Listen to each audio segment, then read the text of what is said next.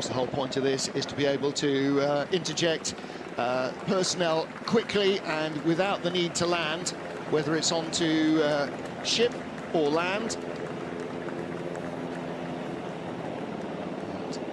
And these Italian naval marines and their support helicopter crews will be very familiar with this. Again, particularly most recently in the flooding in Emilia-Romagna, they will have been among the first responders to rescue.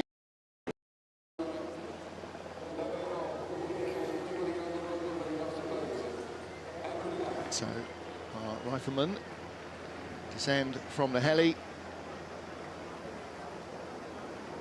Of course, the whole point of this is to be able to interject personnel quickly and without the need to land, whether it's onto ship or land.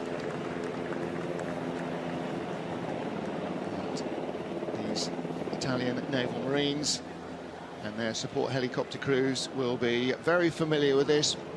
Again, particularly most recently in the flooding in Emilia-Romagna, they will have been among the first responders to rescue people, get in, save lives,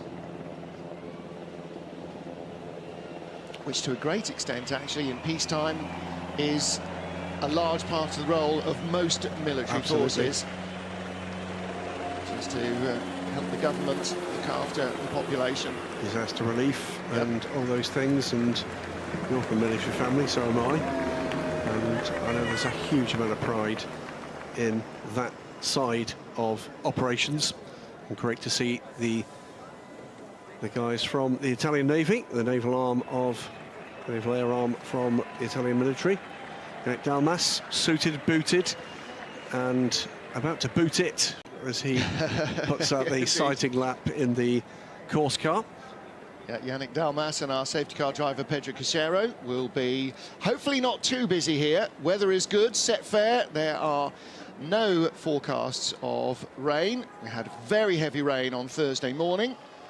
I mean, absolutely torrents, and if it were to rain like that here today, that would be an instant red flag. There was certainly weather that would be unsurvivable, even in a wet weather tired car. Mikkel Jensen starting 4th place on the grid. The Peugeots looked to come alive at Le Mans. They just looked like a wholly competitive car a lot of the way through the race. I spoke to Loic Duval. He said, yeah, I think every hypercar really came alive at Le Mans. It's what they were designed for. But he and the rest of the team are feeling much more confident about their performance. And 4th place, their best qualifying. Didn't quite make it onto the front row of the grid, but it could have happened. They were close enough in terms of pace. But on the 3rd spot on the grid, car qualified by Brendan Hartley, started by Sebastian Buemi, and these are the guys that lead the championship with 3 races remaining here in Monza. There's Dindo Capello receiving the tricolor. Dindo started in single-seaters, went through touring cars, super touring, and then into sports car racing, has become one of Italy's big star names in the sports car racing firmament, and just one of the loveliest chaps. Absolutely one of the real characters of international endurance racing. 2nd place on the grid, front row for the number 50 car, Miguel Molina. It will be to take this car to the track and challenge as quickly as they possibly can. And interestingly, it is a mixed grid here, isn't it? Mixed rows of cars. Not a lot of chance for there to be a rear gunner for any of these leading teams. No front row lockouts for Toyota or for Ferrari. Ferrari locked out the front row in Le Mans, and Toyota, courtesy of an absolutely stonking lap from Kamui Kobayashi, snatching pole position, and they are on the hard tyre.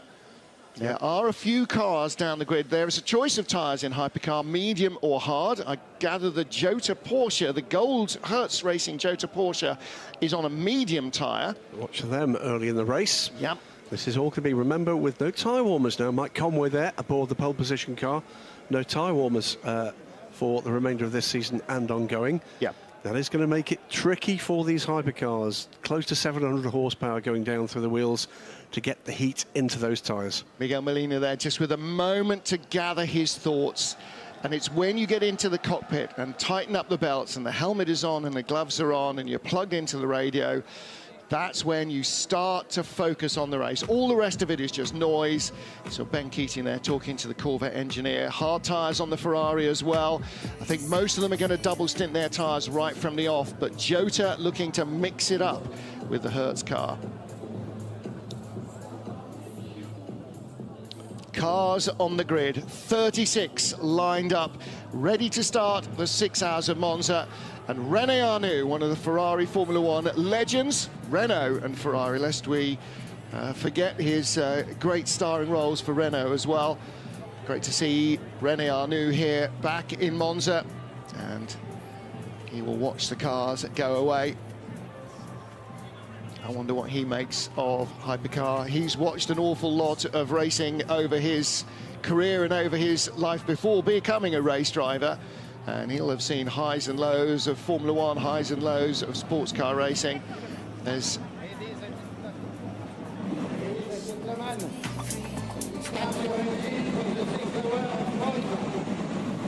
is no question that we are in the golden, the platinum era of sports car racing. Whatever era is your favourite, this is going to trump it, I think. Lest we forget, by the way, René has stood on the podium at Le Mans.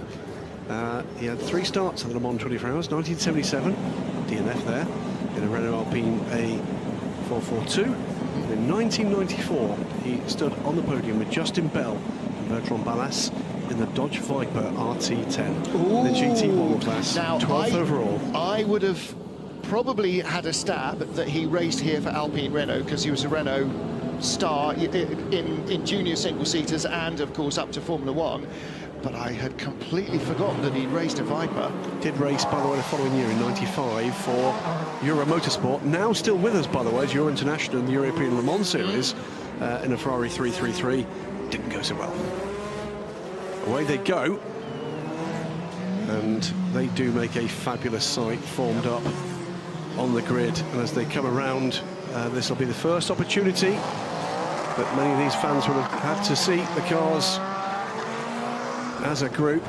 And it's not just seeing them, Martin, it's hearing them. It's seeing them, hearing them, smelling them, and enjoying the race. And again, great to see so many fans here, so many Ferrari fans, because don't forget, it is a Grand Prix weekend as well. So Ferrari are racing at Silverstone as well as at Monza. But there's a huge number of people here, huge number of Italian fans, huge number of fans from all over the place. I was chatting to some fans from the UK yesterday during the pit walk, and one of them coming to Monza, not just for his first sports car race, his first World Endurance race, his first motor race ever. And you know, Spa, Le Mans, Monza, these Portimao, these European races are so accessible from anywhere in Europe. It's great to see fans from all across Europe and further afield. Well, joining us in the booth from the grid, that looked a bit scorching down there, but a lot of fun as well. Very hot, but very fun. And yeah, a lot of motivated drivers for this one. It's funny, after Le Mans, it feels like a lot of pressure has gone. A lot of anticipation that obviously builds up before that 24-hour race. And with that gone, done and dusted, now they can focus on the rest of this championship and really get stuck in. And for teams like Toyota that felt a little bit hard done by at Le Mans, this is revenge time. Absolutely right. And we've got to get used, haven't we, to a shorter lap time and getting quicker into the action after Le Mans. First of 2 formation laps, and that's to allow all the cars and all the drivers to have a chance to warm their tyres significantly. So they will roll past the fans once more, and the second formation lap.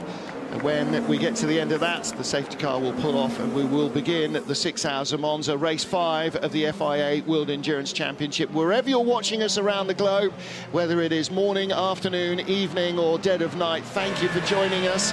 If you've never seen this before, but you're tuning in because you saw bits of Le Mans, then if you go to the FIA World Endurance Championship YouTube channel, not now, but at another time, you can watch all of Le Mans if you are so inclined. You can also go behind the scenes, actually, in the full access program, which will give you a brilliant human view of what it's like to be part of the maelstrom that is the 24 Hours of Le Mans, part of which, of course, we can't show because it's not live TV. Yeah, trials and tribulations galore in full access from Le Mans, and that is something we do after every FI World Endurance Championship race. If you're watching, whatever you're watching, do get the FIWC app. We'd appreciate it. You get to listen and look at what we're looking at, enhanced timing, all sorts of other features, as well as your broadcast channels around the world. And a whole load more onboard shots as Absolutely. well to boot. So just going aboard there with the Prema car on the run down towards the second chicane. And I quite like these double warm-up laps. It kind of builds the anticipation more, doesn't it? You can see the fans really eager to see these cars let loose. And in the hypercar category, not just a mix of hard and medium tyres between the cars, but Glickenhaus starting at least one of their cars with medium fronts and hard rears. So looking for a whole different balance in the car. But it is the number 7 Toyota that leads the field around. And that is Britain's Mike Conway. Miguel Molina alongside him on the front row. Then Sebastian Buemi in the second of the Toyotas. And Mikkel Jensen, the first of our pair of Peugeot. This is on board with Romain Dumas in the 708 Glickenhaus. You can see the sky blue car in the background there as they come out of Ascari and down towards Curva Alboreto. Parabolica as always was, with the Proton competition car, the new addition to Hypercar here in the WeatherTech colours, the number 99 car. We'll be talking about that one, I'm sure, very shortly. That was Kazuki Nakajima, ex-driver for Toyota, now part of the management group alongside Rob Luypen. And yeah, actually bumped into Rob on the grid. And yeah, this is a race they would desperately love to beat Ferrari at on home soil. So many questions here. Who's going to come out on top in the Porsche squad? Whether it's one of the privateer teams or the factory team. Will Toyota win? Can Ferrari claim a home victory? Is Peugeot as competitive over 6 hours as they looked in practice? So many questions to be answered and 6 hours of racing to answer them.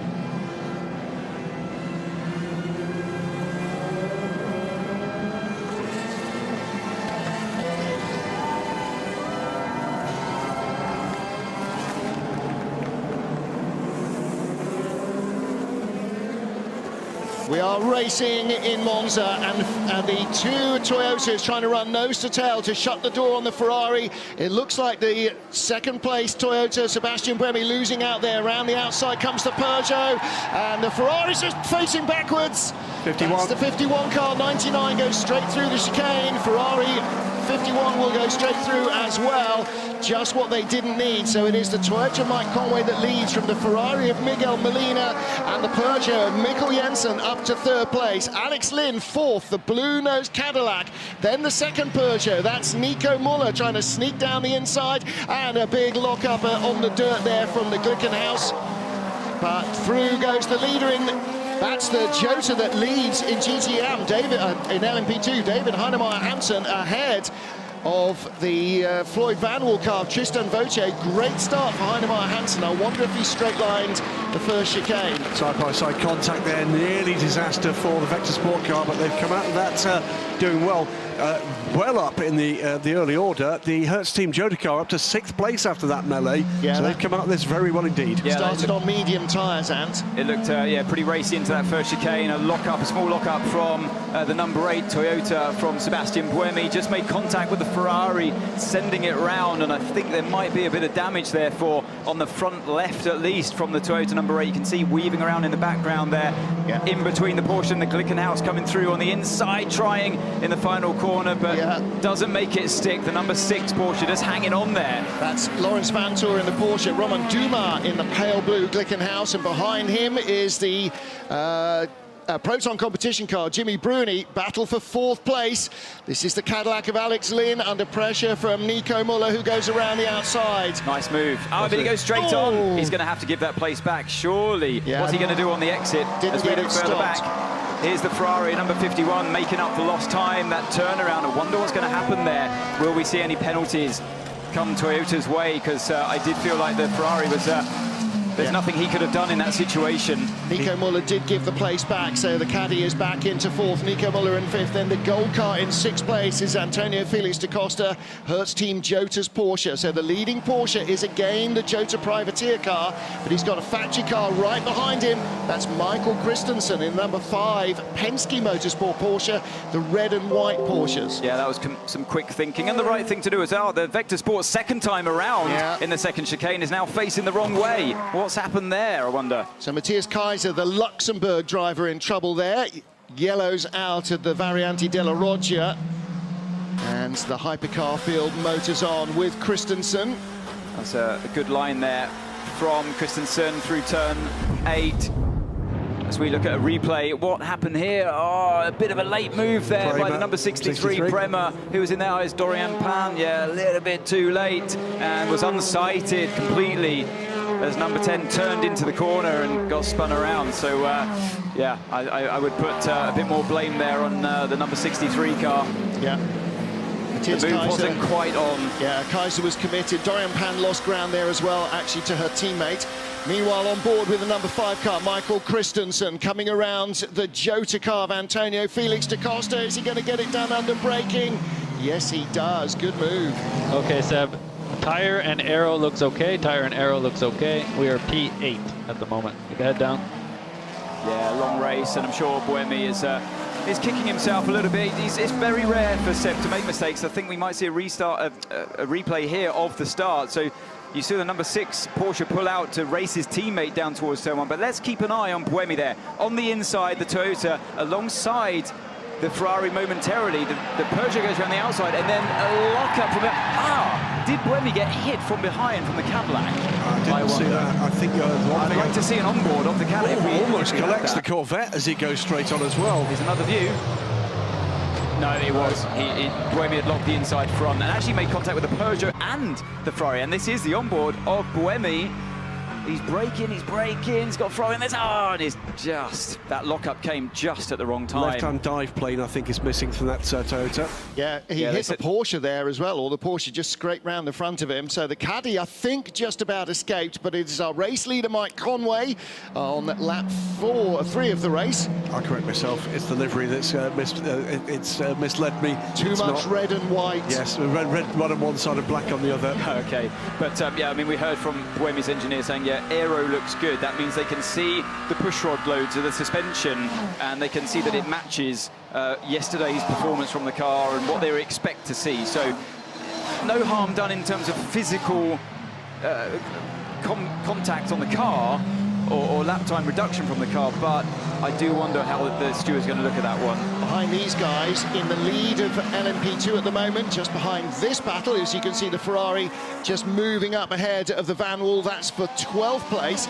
Leading in LMP2, Jota's David Heinemar Hansen, Ben Hanley within inches of his tailpipe, and there is our Le Mans winner, the 34 car. And that's a nice little pass down the inside from Kuba Śmiechowski. Now, he is the I was going to say junior, but least highly rated driver of the lineup. He went by Filip Ugran, the Romanian. So Polish driver passes Romanian driver. I think he might have been under attack from the Prema car into turn 1 and aggressively held on to his position. So let's see how that battle unfolds later after the incident, the previous lap where Dorian Pan clattered the Vector car, Ugran was released from behind her and has got by in the last lap. He's gone by the Alpine of Julien Canal. So that was nearly a second place he made up since that incident a lap ago. Yeah, two leaders trading fastest sectors and fastest laps. Last time around it went to Ferrari. The gap is 0.9 of a second. Let's hear what's going on with Jota.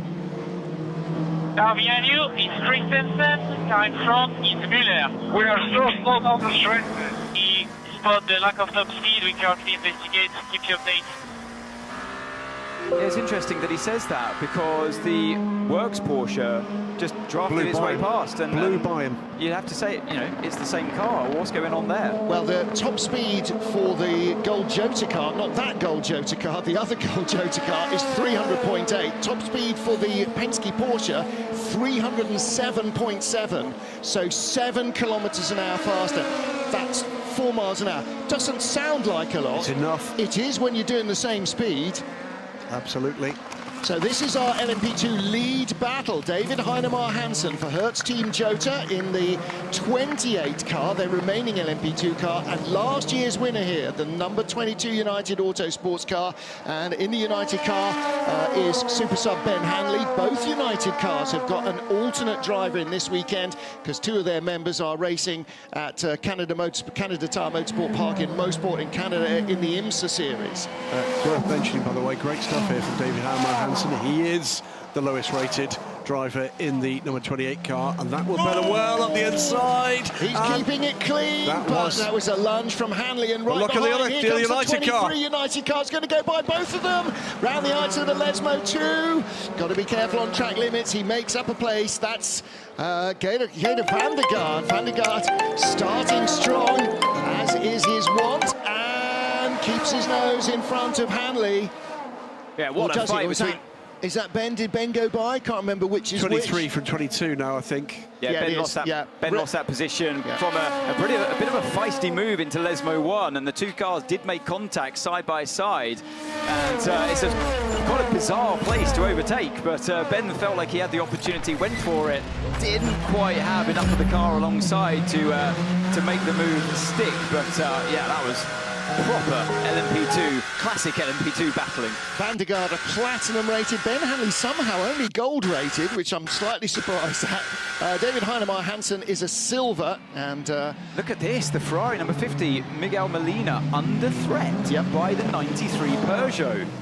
Yeah, Mikael Jensen at the wheel, young Danish driver, and closing at the moment on the Ferrari. So the fastest lap of the race last time around. So was that a mistake there in the first sector from the Ferrari? Because it looks like it's stretched that advantage once again through that the beginning of the middle sector. It was a 1:38.1 last time around from Miguel Molina, 1:37.6 from Jensen. They're going really well here. Yep. 1:37.9 in fourth place, Alex Lynn in the Cadillac. That's that car's fastest lap, and it's just creeping away from Nico Müller in the second Peugeot. And again now, the Jota, Hertz Team Jota Porsche does seem to be a little bit down on top speed. Let's compare Antonio Felix da Costa, 3:10.3, the top speed on the last lap round. Sebastian Buemi behind him, 2:97.5. So Buemi using the toe to close, but may not find it easy to get by. Also worth pointing out, the other privateer Porsche 300. That's also down on the two factory cars. Here's a car to be looking at as well, the bright yellow Corvette number 33. If they have a good race here today, they can walk away with the championship, but in a bit of a scrap here with the Aston and the Ferrari. This was an instant just a couple of lap ago with the 57 car Takeshi Kimura. Yet again, it's Japanese gentleman driver on Japanese gentleman driver. Yes, it is. Satoshi Yoshino. We've had this throughout the season. Huge rivalry. Yeah, that I'd pass more blame there on the Ferrari on the inside. A bit of an overly aggressive move over the curb and bounced himself offline, and then left the D-station car with pretty much nowhere to go. Mike Conway, the race leader, about 1.8 seconds clear ahead of the battle for second, but not getting further away. Look at this! There's the Alpine between the two Prema cars, and just ahead of them, the yellow and green Inter Europol chasing the 35 Alpine. So the 36 car Julian Canal between those two red, white and green Prema cars. We're on board with Kuba Szprychowski, Jakub. Most Jakubs are nicknamed Kuba, and the 35 car in front of him driven by Mimo Rojas. The numbers tell us there's a lot of newcomers watching these races. LMP2, what is this? They are the same car, the Walorica cars with the same Gibson engine side by side here, 83 and 33. It does indeed, and that's... Ben Keating goes ahead of Luis Perez Compact. Yet second place here will guarantee them the championship. Right, they are third at the moment. Second place is the orange Aston Martin, Oman Racing Team by TF. That's what ORT is, Ahmed El Harti. But the leader is still the Iron Dames car of Sarah Bovey. And the battle is already underway here in Monza. Riding briefly there with Mikkel Jensen, Antonella Coletta watching from the garage. AO Porsche going very slowly, or relatively slowly. That car not finding much speed. Efren Castro driving it. His first time ever in a Porsche straight on. RS Sorry, House. The Martin. Ferrari in second place goes straight on. Efren Castro in that red GTE Am Porsche. Never raced at Monza before. He's from the Dominican Republic, but a very successful Porsche racer. This is the lead battle. It's now 1, 2, 3, and then 4, 5 right behind. So David Heinemeier Hansson doing what he should be doing, keeping his line and length correct and just ignoring what's in his mirrors. It's going to make it very tough for the United cars to go by. They're going to have to work together, Anthony, to try and mug him somewhere. Yeah, I mean, he's under immense pressure here, isn't he? Hansson, Heinemeier Hansson here, but doing a great job so far in defending the very aggressive Guido van der Garde and Ben Handley combination. Don't forget that one in Portimao as the super subs there. Yeah. Through this entire LMP2 field, by the way, there are only 2 gaps of more than a single second at the moment. Oh, looking back from the Hertz team, Joe car of Antonio Felix da Costa. This is the battle for 7th place as Ben Keating moves up to 2nd ahead of Ahmed Al-Hati, and almost contact there. I think there was. You saw the way the Aston squirmed. He's still got the diffuser on the rear, though. That's what good a news. brave move there by Ben Keating around the outside of turn 1. I mean, you're putting a lot of trust in the driver you're racing against there, so well done to both of them. Ben Keating, of course, the bronze driver, the lowest graded driver in that driver lineup at Corvette. So beautiful move there. Car 8 will serve a 10-second penalty at their next, i.e. first pit stop for making contact with the 51 car. It doesn't bring the 51 up the order, but again, if you ruin somebody else's race, it's the steward's job to inflict a similar punishment on yourself. Into the Roger with the number 8 car, Sebastian Buemi, trying to line up Antonio Felix da Costa for a move for 7th. Were that stop to take place now? The change, yes. Change the lead. That's clearly happened on the run into the chicane. Van der Garde. Yeah, that would drop, Hanley by the way. couldn't go with him. That would drop the number 8 car from its current 8th position to 12th with that 10 seconds. The thing is with the number 8, he's kind of caught a bit of a blockage in the Jota car. He can't make any headway there at the moment. So, you know, that penalty, if you can't overtake that. Trouble the for 7. So that is Satoshi Hoshino, and is that at the Rogia or is that at...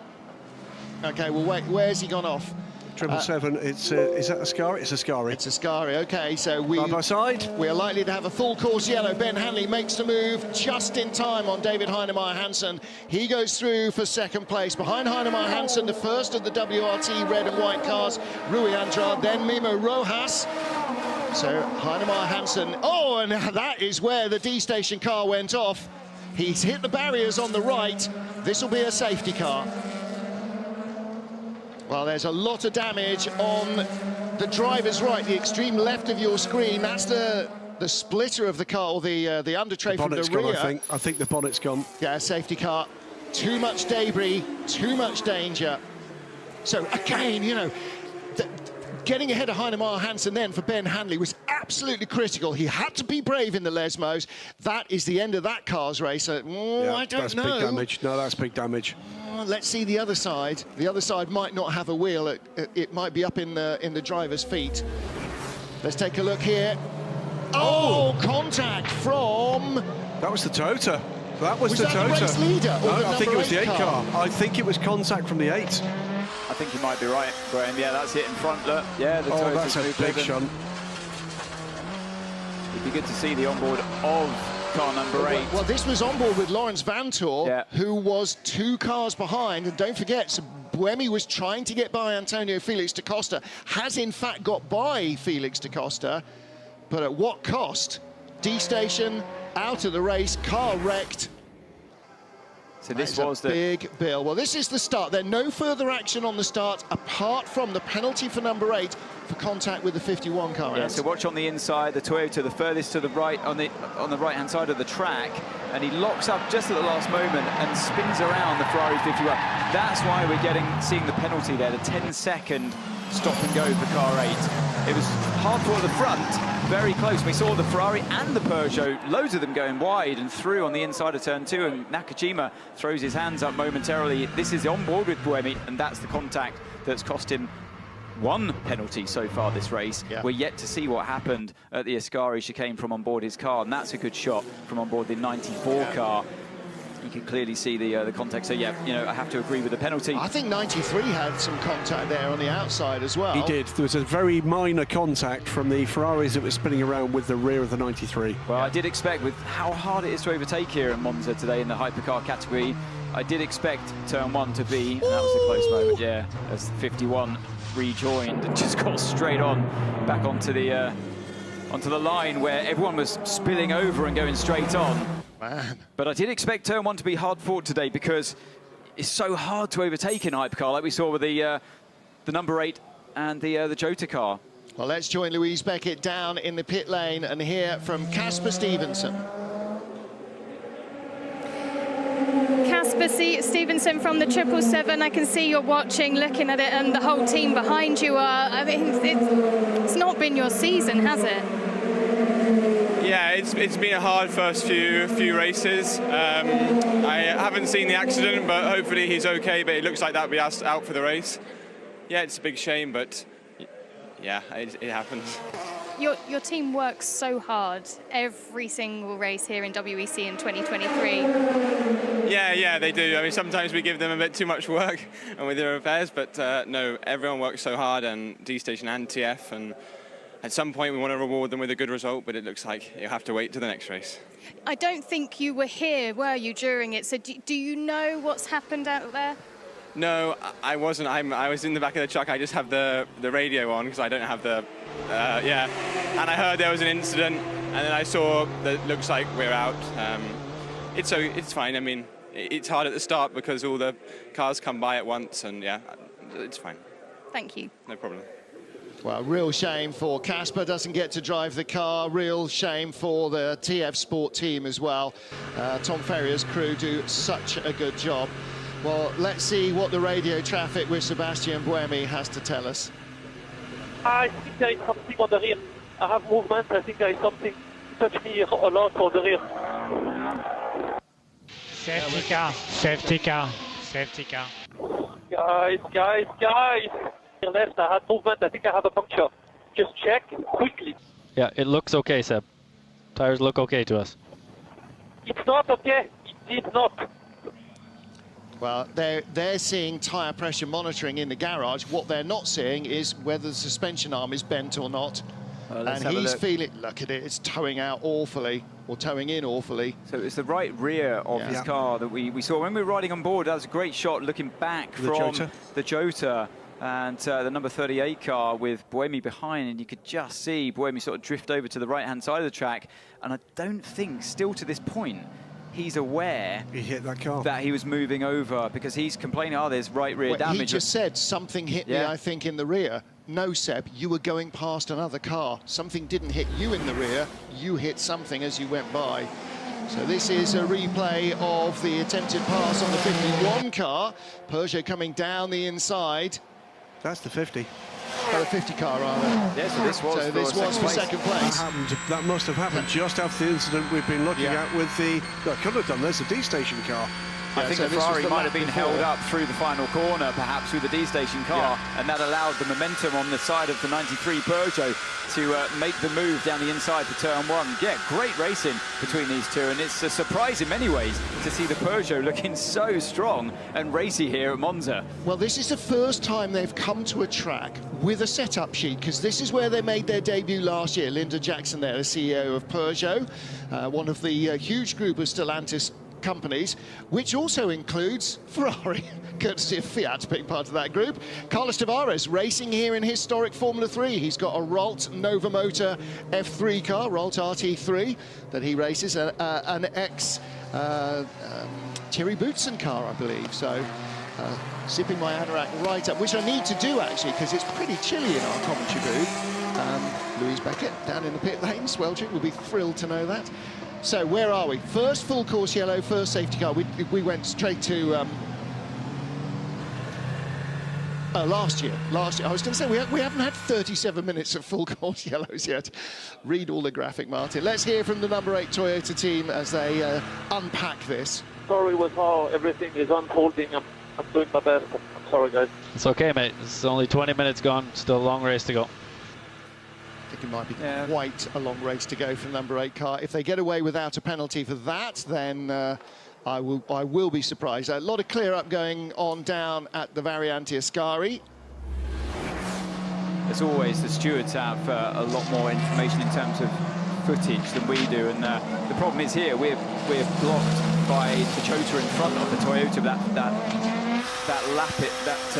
passing car there. So I do think it's a case of Seb thinks he's through and wants to get back onto the racing line. Here's the shot I was talking about before, on board with the Jota. Now, where does that Toyota go? Yeah.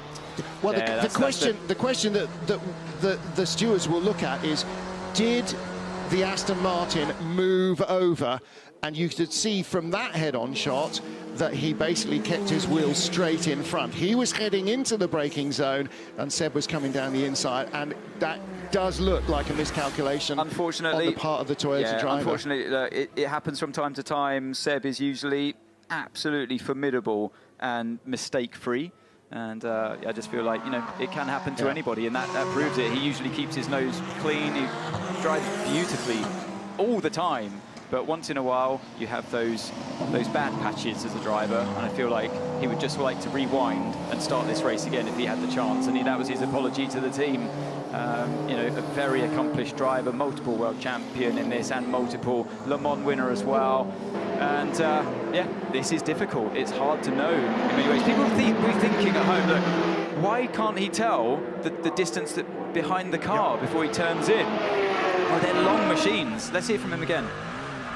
Okay, Seb, we've just seen the replay, and it looked like no touching. It looked very close, but no touching. No, touching. I felt it. Okay.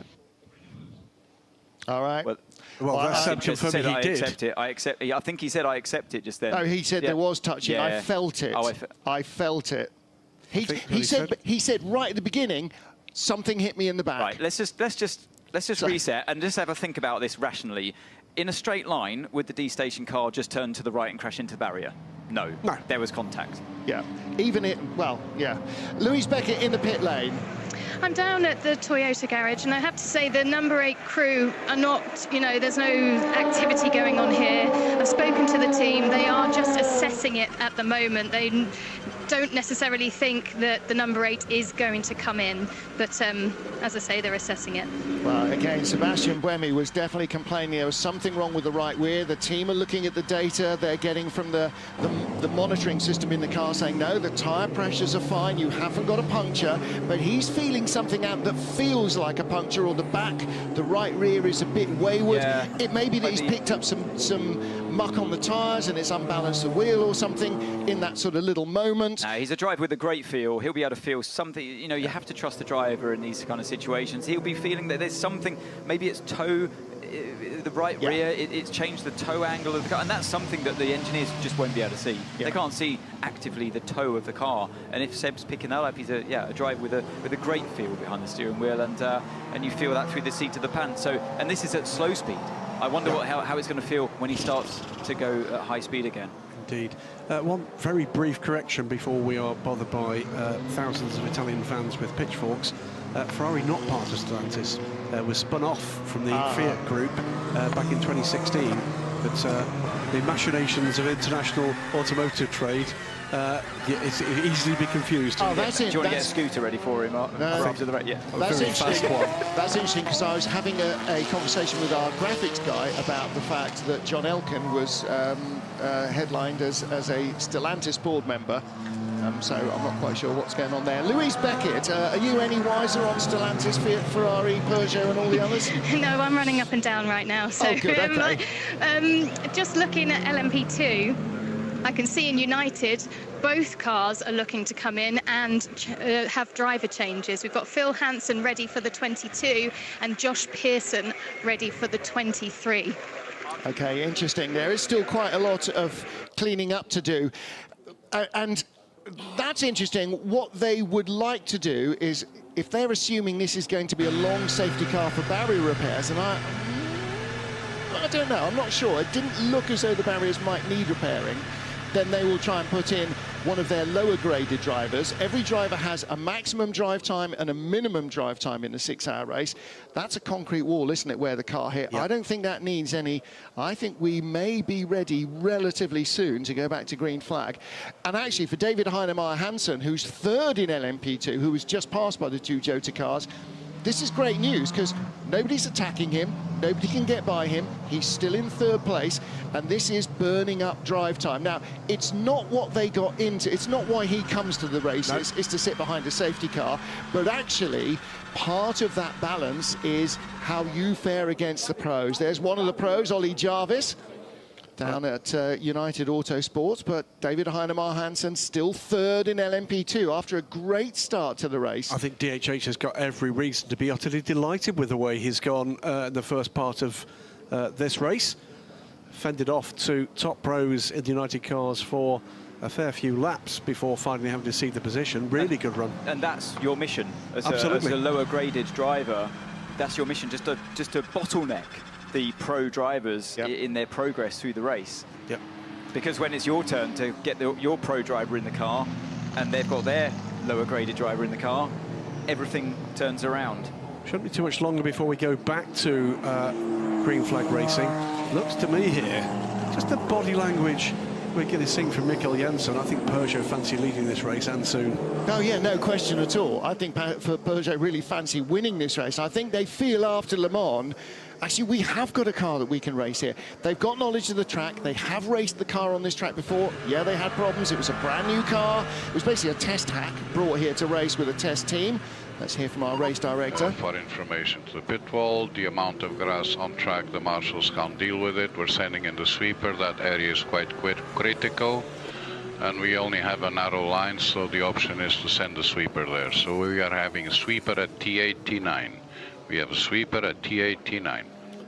Okay, I think if it was gravel like we saw yesterday in qualifying, that's one thing, but grass, from my experience, you can cope with running over a bit of grass on the track like that. I think they're being more than cautious in that regard, but can never be too safe, I guess. Yeah, okay, Seb, I've just had a look at the onboard, looking behind from the Jota. We can see obviously be a big touching with the 777 car.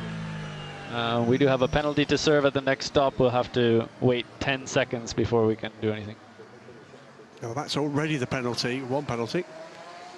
So yeah, I think their race is coming unravelled, and they are our championship leaders. Take a look again at the start of the race with the number 8 Toyota. It was on row 2 of the grid. Number 7 car, Mike Conway on pole. The Ferrari comes in front. Seb drops back, and then Ant. Why does he lock up? He's giving himself room. Cold tyres, and he gets a little bit pinched by the Ferrari. To be fair, in that situation, he does get a bit pinched. That makes him jump on the anchors that little bit harder, and that locks the inside front wheel. And it's the lockup that then sent him into the Ferrari. But it wasn't just the Ferrari. The Peugeot that was on the same row of him was already ahead. Yeah. The Ferrari from the row back got ahead because he was slow on the inside. So actually, from looking at that once again, you know, Seb, obviously, you know, he did try to do the right thing by hanging back, but it was the moment where the Ferrari starts to come in, it spooks him a little bit, and he jumps on the brakes that little bit harder, and again, you know, that's what caused the lockup.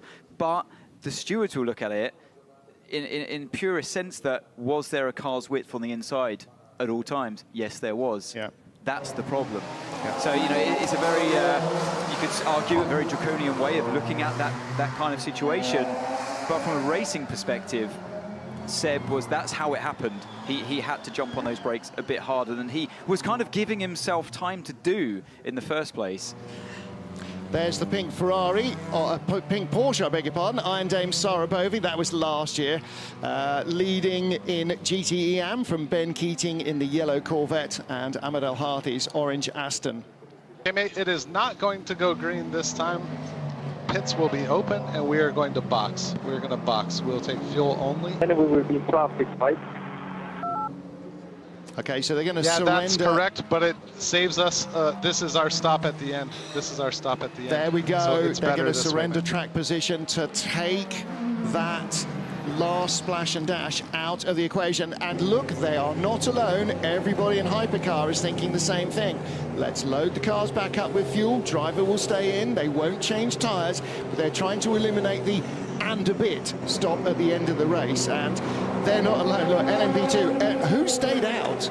Toyota have stayed out, Peugeot 93 stayed out. Don't think they can serve its 10-second penalty under a safety car. No, it can't. 50, okay, so it's split. Half the Porsches, half the Ferraris, half the Toyotas.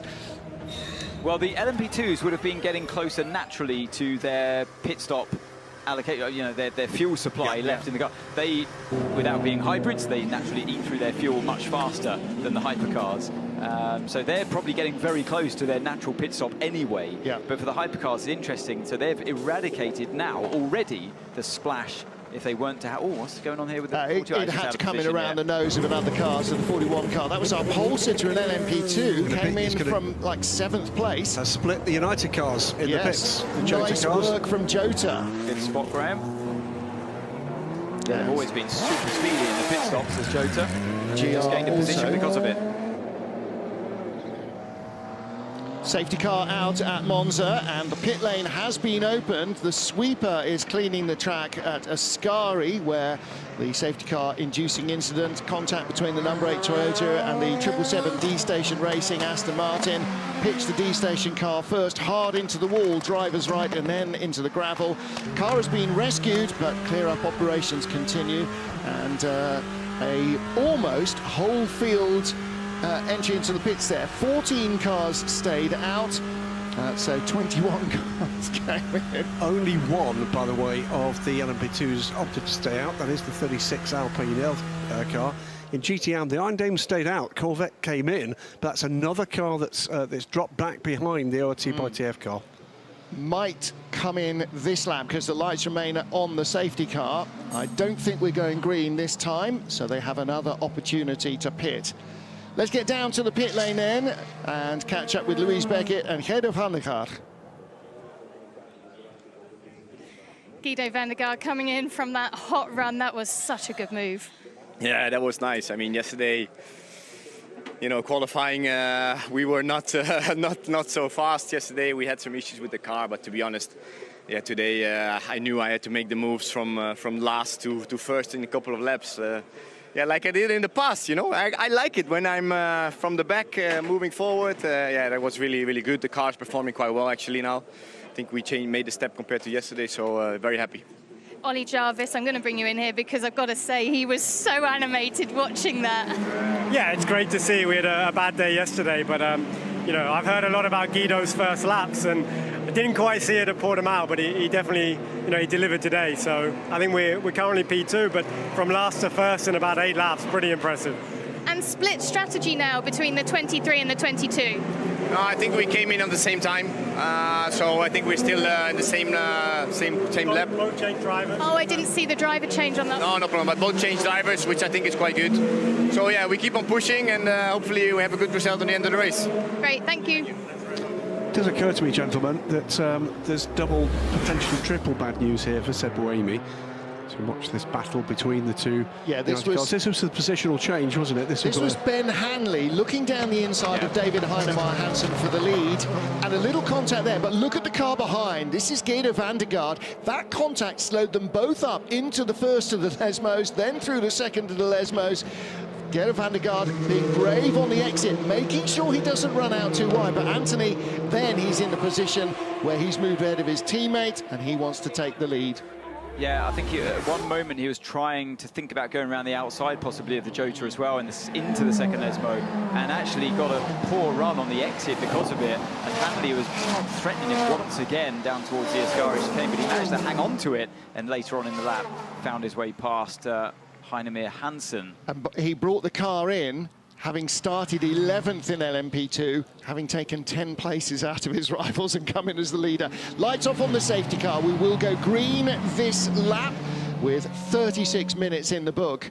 And we are now on lap 15 of the 6 Hours of Monza. This is a time race, not a distance race. Last year we did over just under 1,200 kilometers. Please remind drivers, no overtaking before the line. Please remind drivers, no overtaking before the line.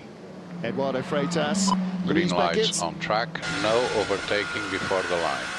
Martin Haven Anthony Davidson and Graham Goodwin are the name voices you will hear in this race. Strikes me coming out of this safety car period and with the leader under pressure now from the Peugeot. Watch this. Close enough. On the inside defends Mike Conway, but round the outside comes the 93 Peugeot. Mounting the attack, Mikkel Jensen. Can he make it stick He's got there? it done. Has he got it done? Done it. Brilliant on the stuff. inside. Great stuff. Big round of applause there from the Peugeot garage. That's the first smile of the year from Jean-Marc Frino. Great to see that. It tucked in behind, though. This isn't done yet. Not over yet. You can always mount a challenge down towards the second chicane. Quite often he's had to defend there, has Jensen, but he's kept the position. And Conway, nicely done. as the race leader, did Conway have to be just a fraction cautious into that first corner? The Ferrari's right there as well. That's Miguel Molina, Nico Muller in fourth. This is fantastic stuff. Now Jensen is really looking in the mirror as he's having to place that car in a defensive manner to make sure that Conway has no sniff of an opportunity to repass. But the Peugeot's so fast in a straight line here in Monza. Look at the tyres, Ant. Peugeot on the medium tyre, softer tyre for cooler conditions. But the Toyota on the hard tyre now. Are they going to double stint it? Are they going to triple stint it? Well, what did we see in Le Mans? We saw the Peugeot being very good on its tyres, very kind on its tyres, and I wonder if that's just allowed them to have a bit more confidence to run the medium tyres early on in this race. But now Conway's under the attack from the car 50 into the final corner. Is this a case of the Toyota not being able to energise the tyres and get the heat into them as quickly as others around them, though? We've seen that in free practice. 2 or 3 laps out of the pit lane on fresh tyres. Still the front end isn't in the car. Here we go. He's going to have to put the car to the inside once again. The Ferrari's drafting past. I think he might have the job done before even the braking zone. He has. Molina puts the pressure on, really squeezes Mike Conway, and I think the fans quite like that. Yes, indeed they did. I think there's more woe coming for Toyota, though, because if you think this one through, there's a 10-second pit stop penalty to come for Seb Buemi, but he's going to have to serve that as we get into a phase of this race where the cars are closer together. It's going to cost him more in terms of track time, and that's before there's any judgment on the contact with 777. Penalty also for the 63 Prema car of Dorian Pan for that contact that turned around the numbers 10 Vector Sport car. So if that happened there for a spin, 30 seconds, you can imagine it might be 60 seconds possibly for Sebastian Buemi. I'm not quite sure where the penalty is going to end up. 1 minute stop-and-go penalty for car 8 with contact. Okay. The 777 car. So that will be a separate penalty from the 10 seconds that they have to serve at their next pit stop. So when they come in for the pit stop, it's going to be 10 seconds before they can do anything. Then they'll do the pit stop. Then it'll be a separate penalty, a separate entry to the pits. The 2 penalties together will cost him a lap. A stop and go, if it's not served within the time of the race, is rated at a 45-second penalty, a drive-through at 40. Information. The pit lane, 1 minute stop and go penalty on car 8 for a contact with car 777. 1 minute stop and go penalty, car 8 for a contact with car 777. So stop and go, is he going to serve that now, or is this a pit stop? A stop and go, just a stop and go, is 45 seconds. That's a minute 45. They're lapping here in a minute 37. That's why. And that is why. See that again, it still looks like a horrible accident, and that is driver's side on the Aston. This was the most damning view, I feel, yeah, and you can clearly see the contact there. The stewards have taken their time to look at these penalties for the different cars, and So this is it. It won't cost him a minute and 45 on track, because of course he's still moving when down the pit lane, but it's significantly more than a minute.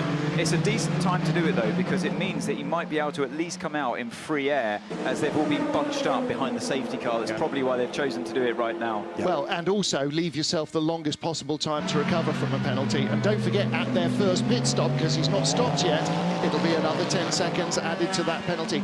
It will be a minute and 45, because he's stationed for a minute, and a stop and go is 45 seconds. So, okay, it might be a minute and 40. He's got to try to stay, or they've got to try and stay on the lead lap. I think that's why he came in while he was still in the lead group. It gives them the best opportunity. If there is another safety car later in the race, that deficit will be at least halved.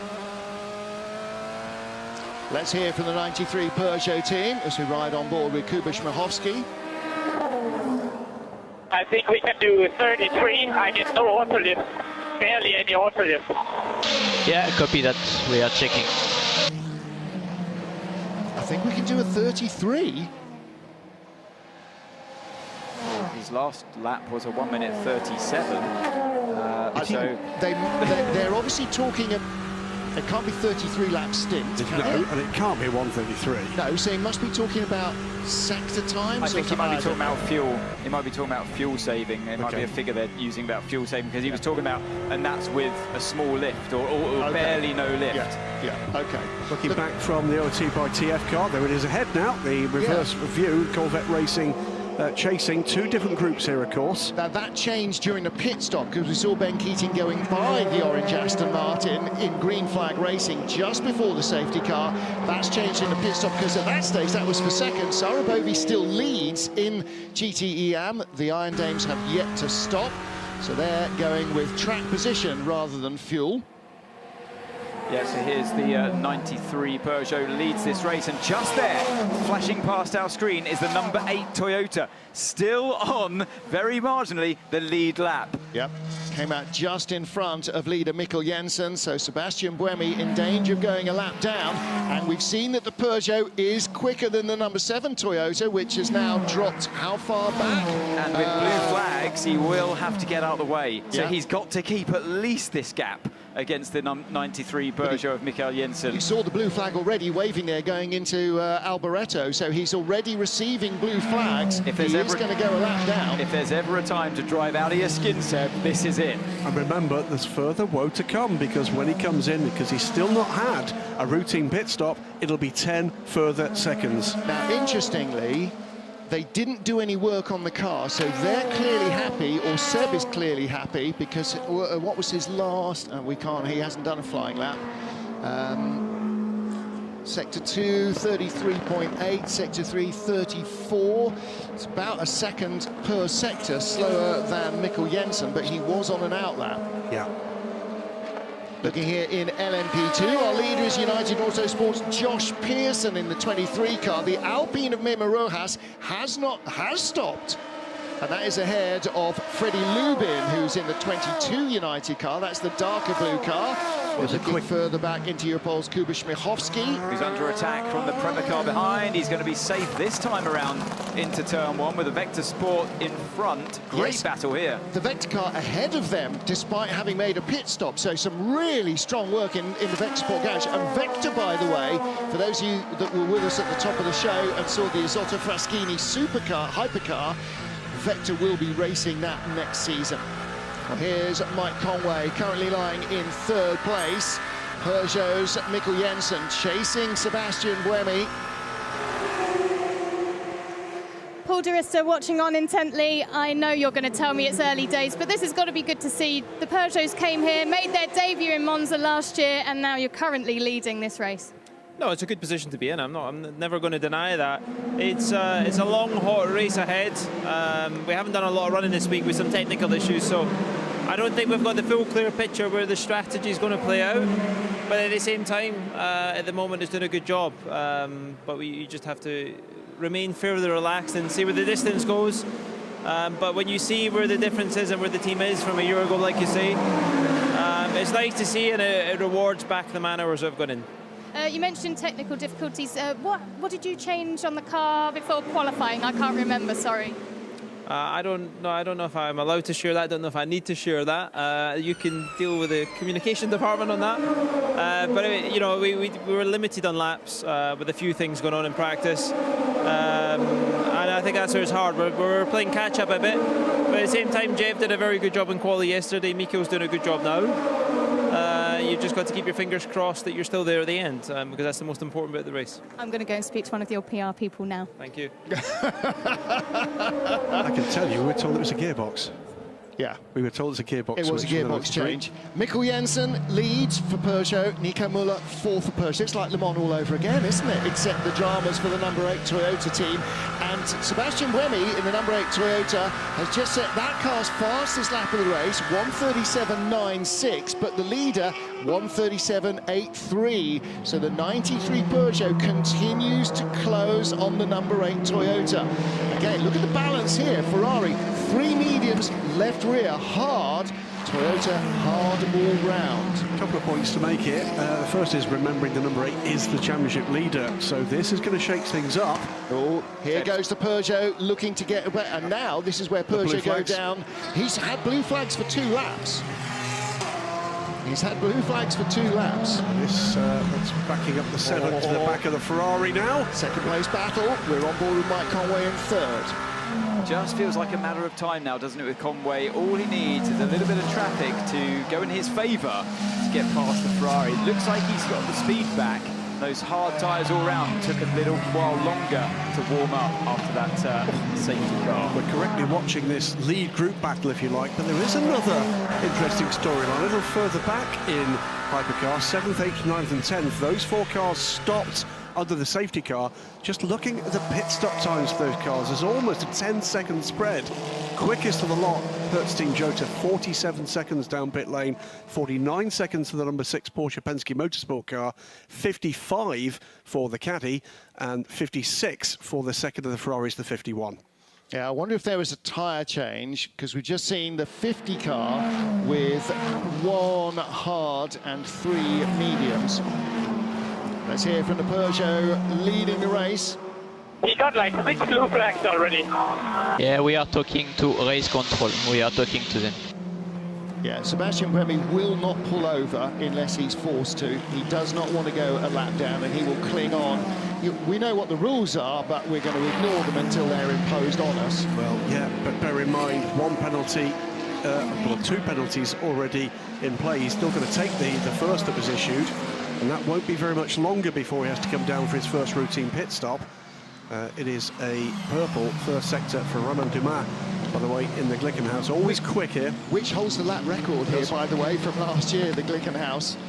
So it is quick here. Let's hear what the Toyota number 8 team have to say. Okay, you look far enough now. Faster now, Luke, you're pulling the gap. Copy. If you're pulling a gap, you stay in front. Yeah, this is the problem. So Seb will be saying, look, the only reason he caught before is because I was in traffic. Now I'm in free air. And to be fair, he's kind of edged the gap a little bit. This is critical moments for the number 8 car crew outside of the garage, and for the stewards as well, because they're not going to be happy seeing the blue flags being waved constantly at Seb. And equally, the 93 Peugeot won't be happy getting in the dirty air of the car in front. So Seb has to, for all he's worth, to get the gap a little bit further away, but hard to do against the fastest car in the race. And the problem with Buemi is that they are now coming up to the GTE Am field, so suddenly the Peugeot's going to be right up his exhaust, and then, you know, he really has to at something. Here they are in the GTE Ams. Now, if the Peugeot gets a slightly better break, then suddenly he's all over the Toyota, and there he is. The other one, that's the other one. That's 2nd, 3rd and 4th, isn't it? Buemi's just done a purple sector in sector 2, so he is hauling at the moment, no doubt whatsoever about that. The other point to make here is we've been some time now under green flag racing. That lead group of 6 cars still only 7 seconds apart. Yeah, there's so little between them. He's through. He's through, yeah. Blue flags have been waving at Buemi for 2.5 laps at least, basically since he came back out of the pit lane, just in front of the leader. There's the 2nd place Ferrari. We're on board with the 94 Peugeot. This is 4th. Mike Conway right in front, car number 7. And this is tough times, isn't it, for the hypercar drivers, because although their top speed at the end of the straight is much higher than the GTE cars, their minimum speed in chicanes is actually lower. The hypercar drivers, I was talking to Antonio Felix da Costa at Jota, and he said the GTE cars are quicker than us at low speed in the chicanes. They've got better grip. They've got more mechanical grip in many ways. Yeah, there's softer sprung. They've got you know, very good tyres as well on those cars that can rival that of the hypercars. And yeah, so in the actual corner with the softer cars, slow speed particularly, they can more than rival, like Antonio Felix da Costa was saying, that of the hypercar. Now Mike Conway's lost out there as we're seeing this scrap in LMP2 down towards the first corner. And the Alpine looks like he's just lost a position there in this fight with the United car that's just got to head into turn 1. Yeah, Rojas losing out there. Great action all the way through the field. Iron Dame Sarabovi still leading in GTE Am, just about to be passed by Sebastian Buemi. Yeah, and here again, look, that's United ahead of the Alpine and Jota, so that's third, fourth and fifth. Second, third and fourth, beg your pardon. The two silver drivers now aboard the United Cars course, Josh Pearson and Freddie Lubin. But their silver drivers are super silver. Oh, yeah. They can rival that of the golds and platinums as we look down towards the second chicane. Kuba Schmichowski, little rub with the 63 car of Dorian Pan, and that is a change for 6th in P2. Leading the race as we head towards the end of the first of 6 hours in Monza is the 93 Peugeot. A year on since their debut with the car in Hypercar, they are fulfilling their promise. Ferrari in second with Miguel Molina. Third place, the number 7 Toyota Mike Conway. Then the second Peugeot, you're looking at Nico Müller, Michael Christensen. That's the battle for 4th position. So 2 Peugeots in the top 4. Here is, you just saw the AO Porsche of Dominican Republic's Efren Castro making his debut in the World Championship, his first ever drive in a GTE car and his first time at Monza, so lots of ladders to climb. This is our leader, shot there. You can see in the background the bright pink Iron Dames car. A big lead, 9 seconds the good from the 83 Richard Mille AF Corse car of Luis Perez Companc, and then hanging in just behind there, Christian Ried. 5 of the entry in GT Am opting not to pit under the safety car. So this will have a big turnaround when we get into the fueling window for these cars in about 10 minutes' time. It's going to be interesting to see how much they lose in terms of position, because their rivals stopped behind the safety car while they were not going at full racing speed. But Sarah Bovy did a great job again in qualifying. Pole sitter here last year, pole sitter here this year, the first female driver ever to repeat a World Championship pole at the same track in consecutive years. Again, in the red and white battle, you just saw the Peugeot between the 3rd place Toyota and the 5th place David Heinemeier Hansen there, still looking a bit racy against Mimo Rojas. Looks like he's catching him up. He's driven a really nice opening stint here in this race today, has Hansen in the car 28 Jota.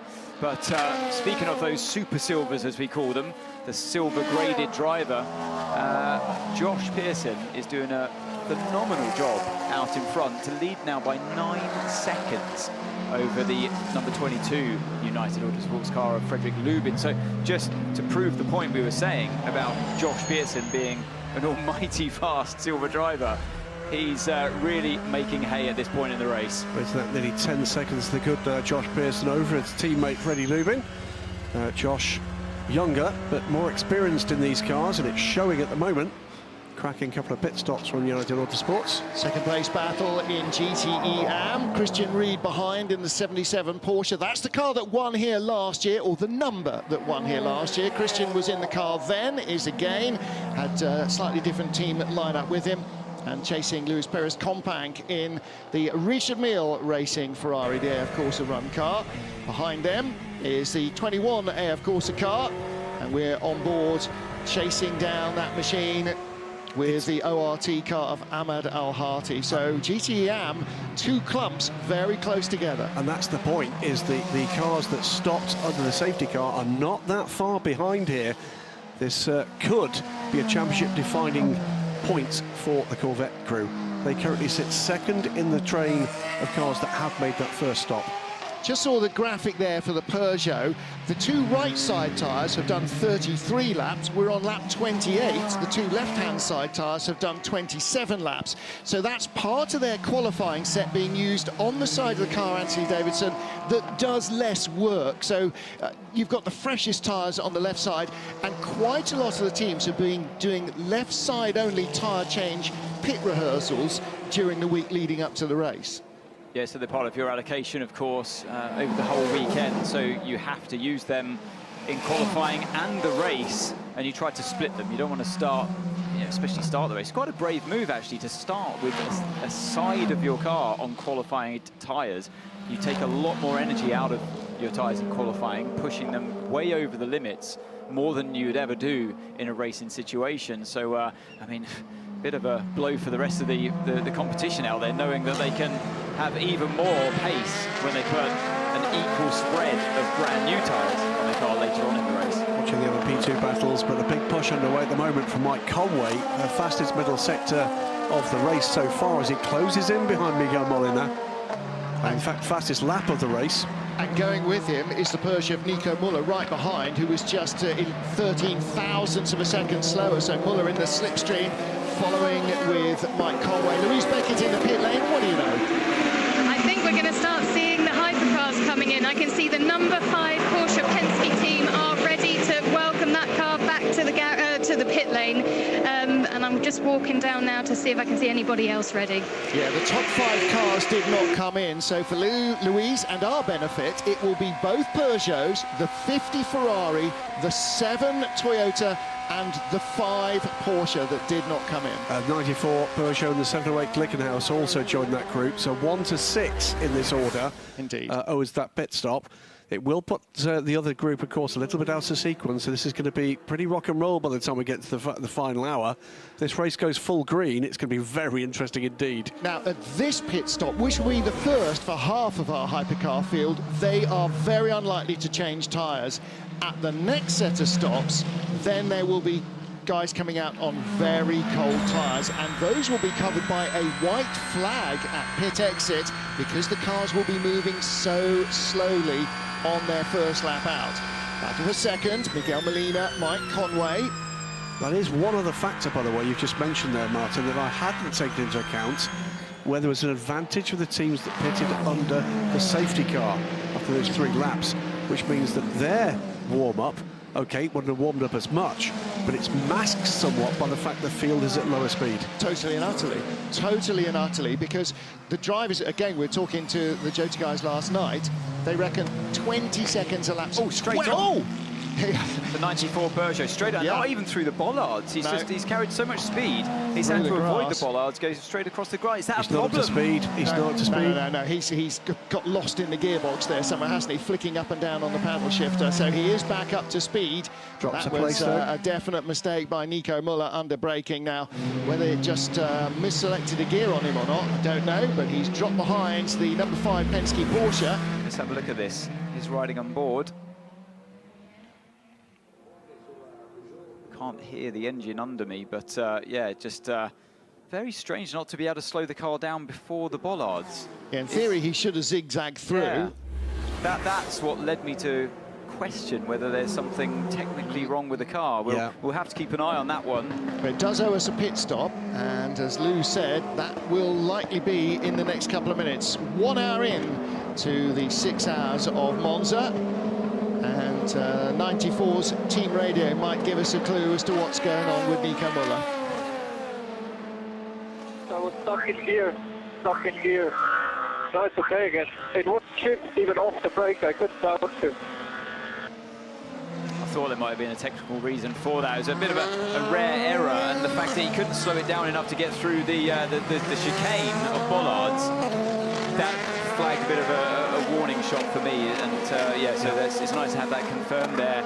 And then you have to look for the to the 93 Peugeot that leads this race.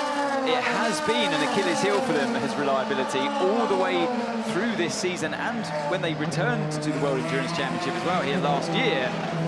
It's got better, but that proves once again that it's not over quite yet. One final question about that. Now, you've been in more drivers' briefings than I have, significantly more. There is instruction about how you should rejoin. He didn't take the defined option. Could that be a penalty? He couldn't take the option because he was stuck in gear, so it's unlikely, because he'll just say, I couldn't slow down enough to zigzag through. I could have spread, you know, polystyrene blocks everywhere, but that wouldn't have helped anybody out either. I think if they want to be cruel, yes. If they want to stick to the rulebook as it's written, then they can very much give the penalty. But if I was the steward, I would say it's because there was a technical problem with the car. To explain what we're talking about here, just in case that's a little bit kind of, airy-fairy. Yeah. Second chicane, there is a defined route you've got to follow to rejoin. And I don't know whether or not the same is true in instruction. There you go. The first chicane, if you go straight on, you have to go through the bollards. There you go. That's what they tell you in driver's briefing. Now, if you had brake failure and you didn't go through the bollards, but you miraculously got back through to the pits and they fixed your car later on, would they really give you a penalty for not going through the chicane? I would like to hope they wouldn't. Yeah. But if you want to stick to the rule, then yes, you could do in theory, but I think there is leeway for the situation. Absolutely right. Yeah, definitely. And there you go, as it pops up, car 94 reported to the stewards for not respecting race director's instructions. Might well be no further There action. might be. And one of the reasons nowadays that stewards take much longer to look at an event, 93, 94 is in, so is the number 5 Porsche. So this is routine pit stop time, but it is routine pit stop time, but this may go back into the garage. Don't forget, 93 had a gearbox change after qualifying, or before qualifying. So there's the 5 Porsche. 5 Porsche profited from this one, but this is the point where we see what damage has been done to the race position for the other group of cars. The first of the cars that has stopped is 30 seconds behind the race leader. That's 20 seconds. Well, 20 seconds. Okay.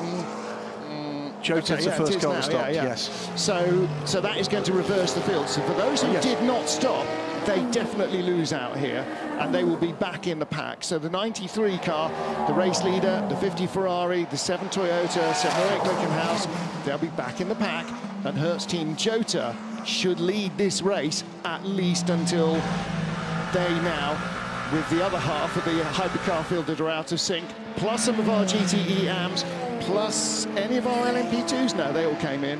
LMP2 is pretty much all on the same fuel window. Here's the number 8 Toyota. This will be the stop. It adds 10 seconds, remember. Served at the beginning of the stop before the guys get hands on. Yeah, now they've been lapped, they might as well serve it now.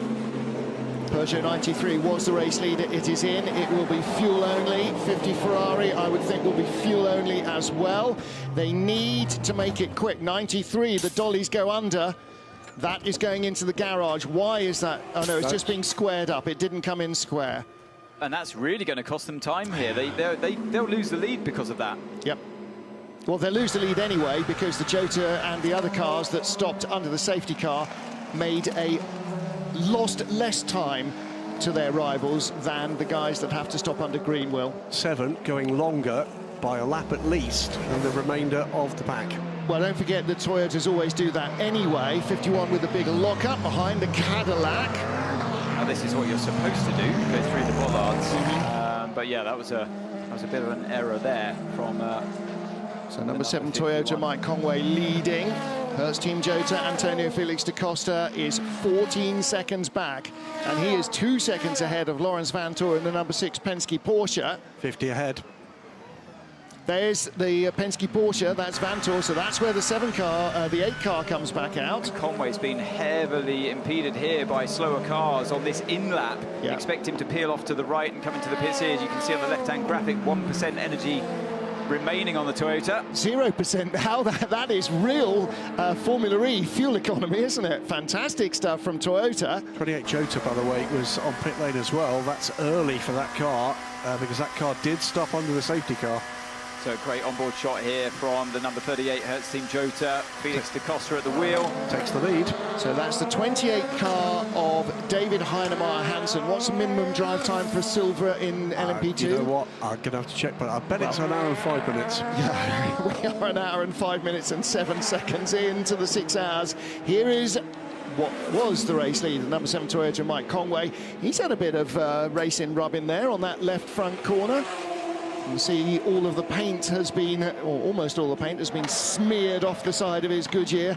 Goodyear tyres, by the way. Michelin tyres. Michelin tyres, rather. The Goodyear tyres in the LMP2 category, without their traditional Goodyear logo and Wingfoot logo. And in the pit lane, you'll also see in that yellow strip the original 125-year-old sign writing and logo. The name remains the same, and the Wingfoot, Mercury, the messenger of the gods, the fastest of the gods, that was chosen as their symbol. It's evolved over the last century and a quarter, but this year here in Monza. We're using the 125-year-old logo. Out comes the number 7. Yeah, so close with the goes 93 Peugeot. You know the reason he didn't get the lead in front of the Peugeot there, as we're watching the overtake from the 33 against 21 into the second chicane, is because they had to do a pullback. A car came in just in front of Conway. They had to pull the car back before he could get going again. That's what cost them that position there. Sarabovi still leads in GTE Am from Christian Reed, and then the cars that have stopped. Ahmed El Harti in 3rd place. He did stop, didn't he? Yeah, he did stop. So Ahmed El Harti ahead of Ben Keating in the yellow Corvette, and he's right up behind the Vector car. Oh, goodness me. That was close. Blimey, O'Reilly. I bet it felt close on board as well. And we were hanging out the nose of the car. Well, let's hear from Hertz Team Jota's Will Stevens. Will Stevens from the 38 Hertz Team Jota currently leading in this race. There's a lot going on, isn't there, in this first hour? Yeah, I mean, here at Monza it's always super busy and always a lot of yellows and safety cars. So the cars behind us currently, we sort of went off strategy a little bit with that safety car to try and pit. So at the moment we will still need to do a splash at the end. But obviously we are predicting more yellows to come, so hopefully that last splash will go away. So we need to just try and stay in front of our little race we're having with the cars behind currently, but so far so good. Just keep plugging away and see where we get to. Thank you. Cheers, thank you. Will Stevens, part of Hertz Team Beard. It's an interesting strategy, and I mean, you have to take that gamble. If you haven't got outright pace to win on merit, then, you know, do something different with the strategy, and that's what we saw teams do in that position. They weren't racing at the front at the time. They were in the lead group, but they looked like they were suffering a bit of straight line speed and was complaining that he was holding off the number 8 Toyota at the time. Gets a bit feisty there into the final corner in the LMP2. The Vector car, everybody going through, and that was, Matheus Kaiser was trying to get by Philippe Augran, but didn't. Change there, Christian Reed coming into the pit lane. So, the Iron Dames are in as well, so Sarabovi is in. And Ahmed El Harti now in the orange Aston Martin. ORT by TF is our race leader in GTE Am from the championship leader in the yellow Corvette. So, Iron Dames have gone full distance on the fuel. They eschewed the opportunity to top up in the safety car period. Christian Reed is in as well. And there is the new leader in GTE Am. Past goes the car that remains second in the race. So it's Porsche 1-2, Cadillac third place, and then the 51 Ferrari, the 99 Proton Porsche, that's the white WeatherTech car, and in 6th place the 50 AF Corsa Ferrari. Hello to Andy Blackmore watching at home in Canada, the man who designed the WeatherTech livery for that car. Another great looking livery. Felix Costa really having to push in. You can see on the graphics at the bottom of your screen, a bit of a difference in strategy as well for the tyres. You've got 3 medium tyres on the Jota car and the 1 hard tyre, whereas the Porsche behind, the number 6, has got all 4 hard tyres. So you would expect at this point in the race the hard tyres just coming good, and they're starting to put more and more pressure. Is Vantor in the car in front. When you say coming good, you mean wearing less than the softer tyres. So, yeah, so that balance swings a little bit. Okay.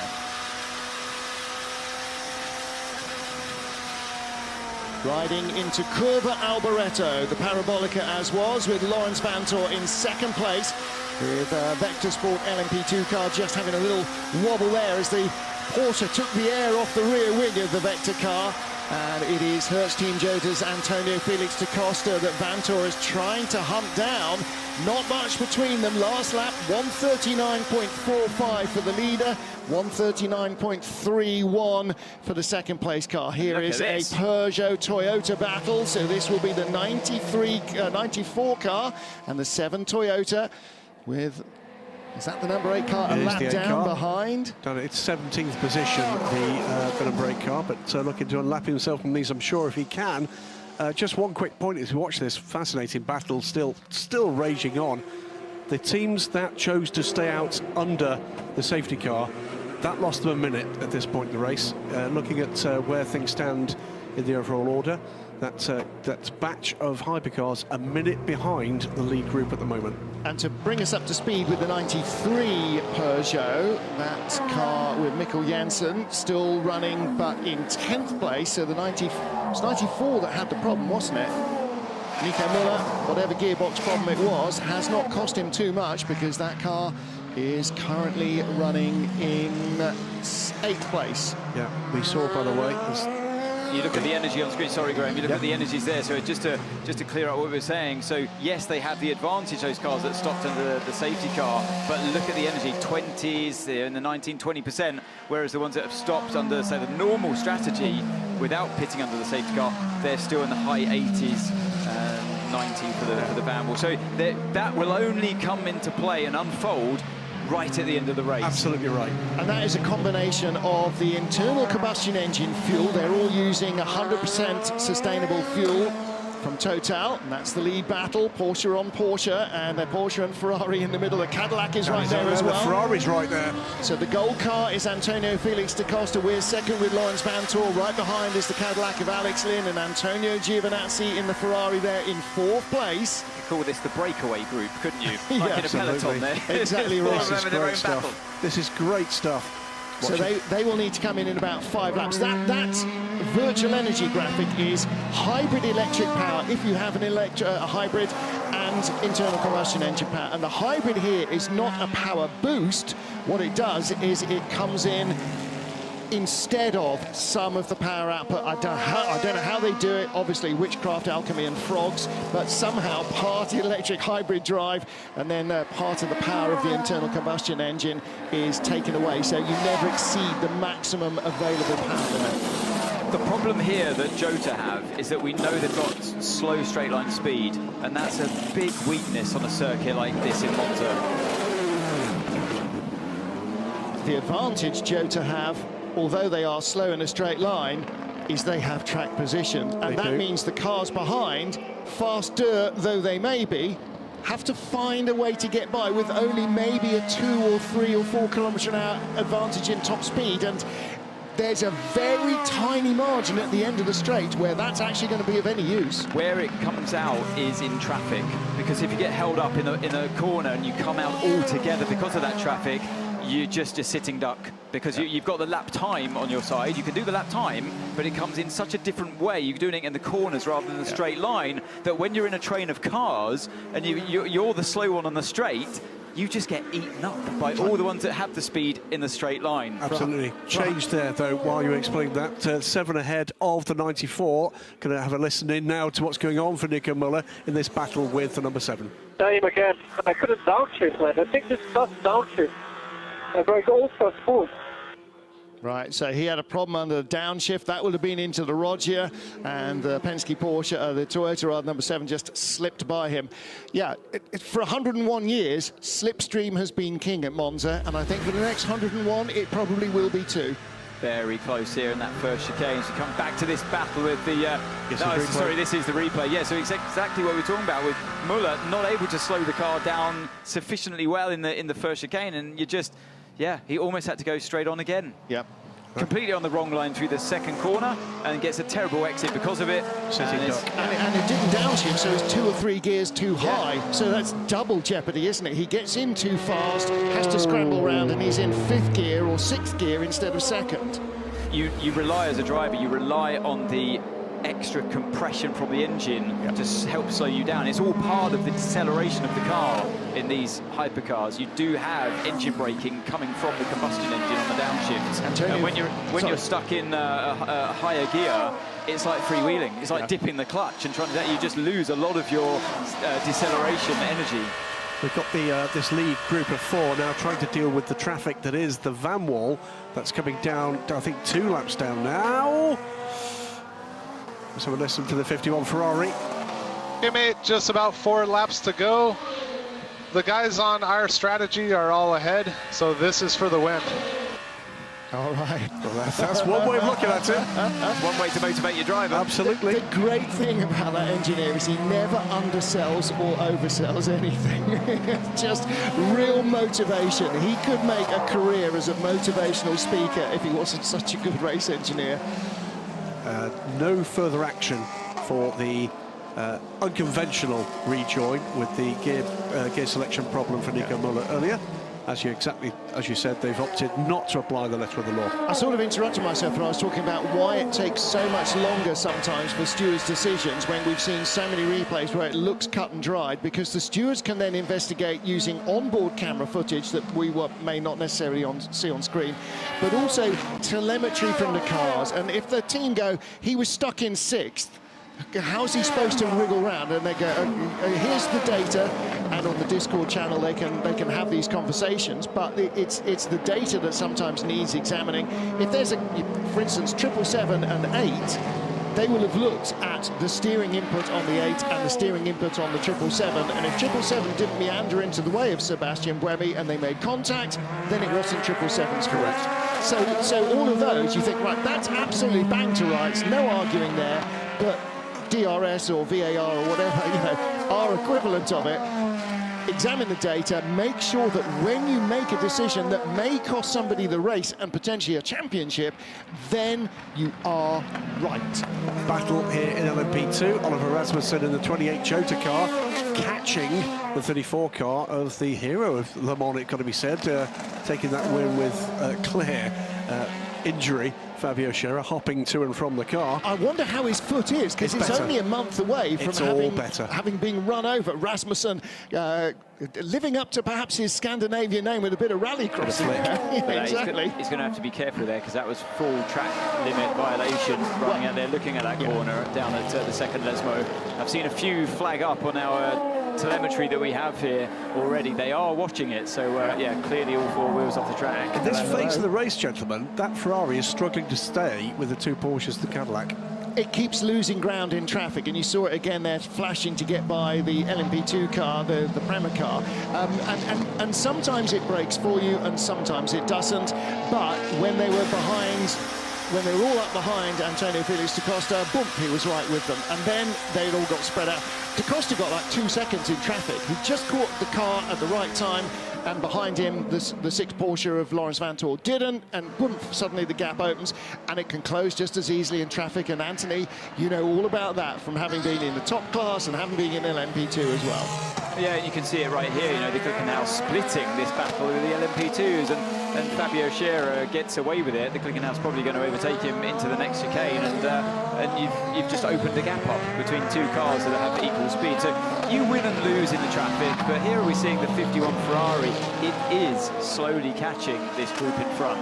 But let's not move away from a phenomenal run in the lead of this race from Antonio Felix da Costa. Yeah. He has managed to pull a gap on the Penske car and has kept it through traffic. And they'll all be in, and Proton are in already despite having 6% energy, so we've got some amber gamblers. Look, Alex Lynn down to 4%, hasn't completed the lap. In fact, they're starting another lap. Lawrence Vanthoor 8%, Antonio Felix da Costa 6%. So these guys with Proton, it's the first time they're running this car, so they're just being super cautious and running it not quite to the very, very limit of what they think it can do, but just give themselves a lap in hand. Then you double check the figures. Oh yeah, that's what we thought it should be. Great, okay, now we know where we are, so away we go. We should make it clear, when we say they've not run this car before, they hadn't run this car before at all until free practice here. But it's essentially being run by part of the crew that built it, by Multimatic engineers as well, with Proton on board. So yeah, Proton haven't built the car, and they haven't tested the car, they haven't practiced with the car, they've just been handed the keys. That's how customer racing works. Yeah, so we're watching this natural separation as the Cadillac comes into the pits here. They were the lowest on energy, as we saw last lap. We're seeing that natural ebb and flow between the traffic. So yeah, Jota, they got a bit more lucky last time around, and this time we can see the LMP2 battle. So down the Jota and LMP2, Rasmussen is starting to recatch the 34 car of Scherer. So yeah, driver change coming up here. Richard Westbrook ready to jump in after Alex Lynn. Yeah, great driver lineup in so many of these cars. I mean, stellar driver lineups. Le Mans was just almost the biggest meeting of the world's great sports car drivers that I think I've ever seen. And I've been last month was my 40th anniversary of my first Le Mans 24 Hours. So seen a few different ups and downs in sports car racing, from the highs of Group C to the highs of GTs to the highs of LMP1s and P1 hybrids. And now what a buzz. in What a buzz. what is a phenomenal era for sports car racing. Keep an eye while we're watching this LMP2 battle on the pace of that second group of hypercars, and in particular keeping an eye on Miguel Molina, who has pulled away something like 7 seconds, 6 to 7 seconds ahead of the number 5 Porsche Penske Motorsport car. Now, they were more or less nose to tail when they came out of the pits because, of course, it was under safety car. But Miguel Molina is going very well indeed. Fabio Scherer under real pressure from Jota in LMP2 as the Hertz team Jota car heading to the pit lane, followed by the 6 Porsche and the AF Corsa Ferrari. Is that on 0% energy, the AF Corsa 51 car? It is. So they, again, look, Amber Gamblers, 1%, 2%, 0%. And Antonio Felix da Costa, particularly having been, or as a current Formula E driver and having been a Formula E driver for years, will be very used to the concept of dealing in fractions of 1% of energy being a race-winning advantage. Number 2 Cadillac stopped for a second time, and that has dropped way back down the order. That was as these 3 cars will now, so that's going to be rejoined in a mini pack in some order, depending on the efficiency. Otherwise, these 3 pit stops underway. Louise Beckett is down in the pit lane, Lou. Unfortunately for the Cadillac, it wasn't the best pit stop. They seemed to stall or something, didn't get away as quickly as you would expect, had to restart and then get out. Yeah, 1 minute and 49 seconds. Lewis absolutely spot on with that. So 1 minute and 49 seconds. Is she ever wrong? Never. No. Never. And if that was, do we know if that was a full service pit stop? Well, Westbrook, it was a driver change and everything, so you would assume it went with tyres as well. Yeah. Race leader is now the number 50 AF Corsa Ferrari. Miguel Molina is the race leader from Porsche's number 5 car, Michael Christensen, and the number 7 Toyota, Mike Conway. So half the field cycle back up to the front as the other half cycle back down. But the net gain of having stopped under safety car is that those stops cost them less. If the others have to make their splash at the end under green flag, then that's going to be a hole below the waterline. But the key here is this. I talked a little while ago about Miguel Molina. He was 53 seconds behind the leader before the Jota car pitted. Jota have now pitted, and that second group is still led by the 38 car, but they're only 17 seconds behind. Ben Keating stops and a driver change. No driver change. I don't think I saw Keating get out. It may just have been giving him a drinks bottle.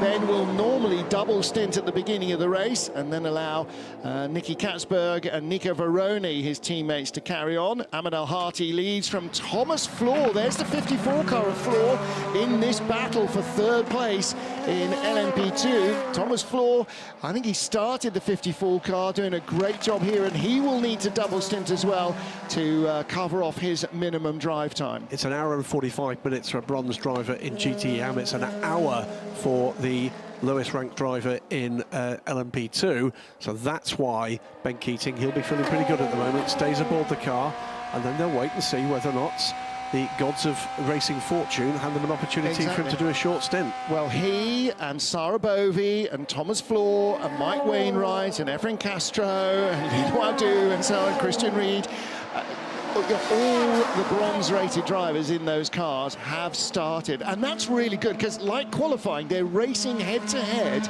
with similarly rated opposition, their peers, if you like, not against half a dozen platinums. But that's why we saw David Heinemeier Hansen stop a little out of sync in the Jota car because his time was done. Louise Beckett. We spoke about the compounds that the teams are on. Just looking at the Michelins on the 33 Corvette, they've gone hard left, medium right. Okay, the left-hand side, Anthony Davidson, is the one that does most of the work, takes most of the punishment, and slightly lighter and less aggressive on that right-hand side. So perhaps that makes sense. No, it completely makes sense. Yeah, as we're seeing a great scrap here with the Prema car and the Alpine of 36. Almost tried to go around the outside, didn't quite make it work. But yeah, Caldarelli having to back out of that one, and Charles Malesi A very quick driver is Charles Alesi in the Alpine, just about hangs on to that one. The car right behind is Robert Kubica in the 41 WRT car that he put on pole position, and that is the battle for 7th, 8th and 9th. There is Kubica in LMP2. So right behind is the Vector Sport car. Gabby Aubrey now in the number 10 car in 10th place. So we're starting to see some of the LMP2 cars now loaded with the big guns.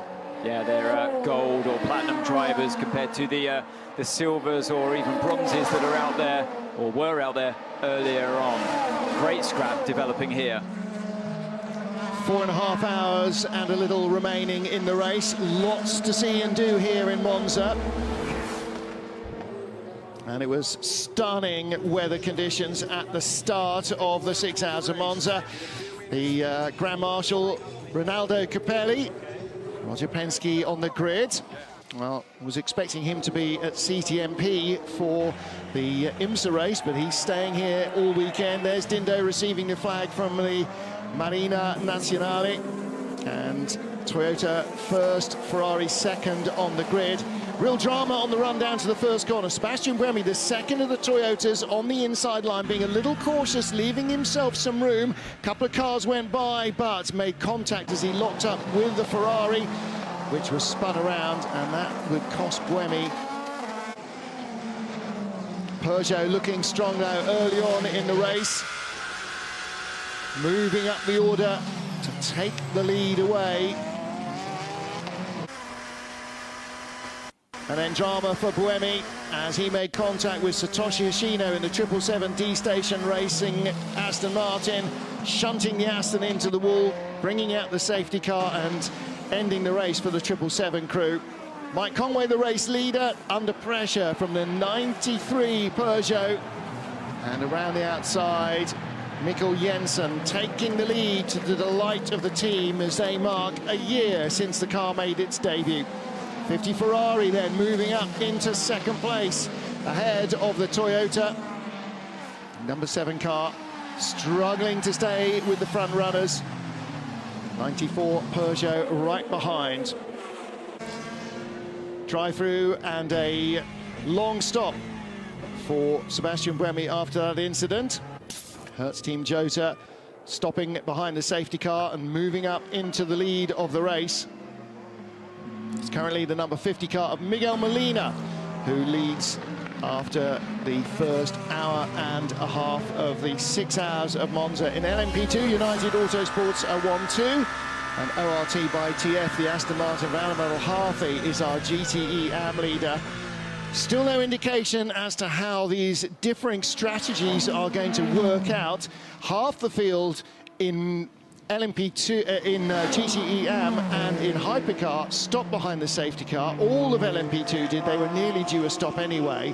So that's a little bit clearer. Their positions are realistically what they are.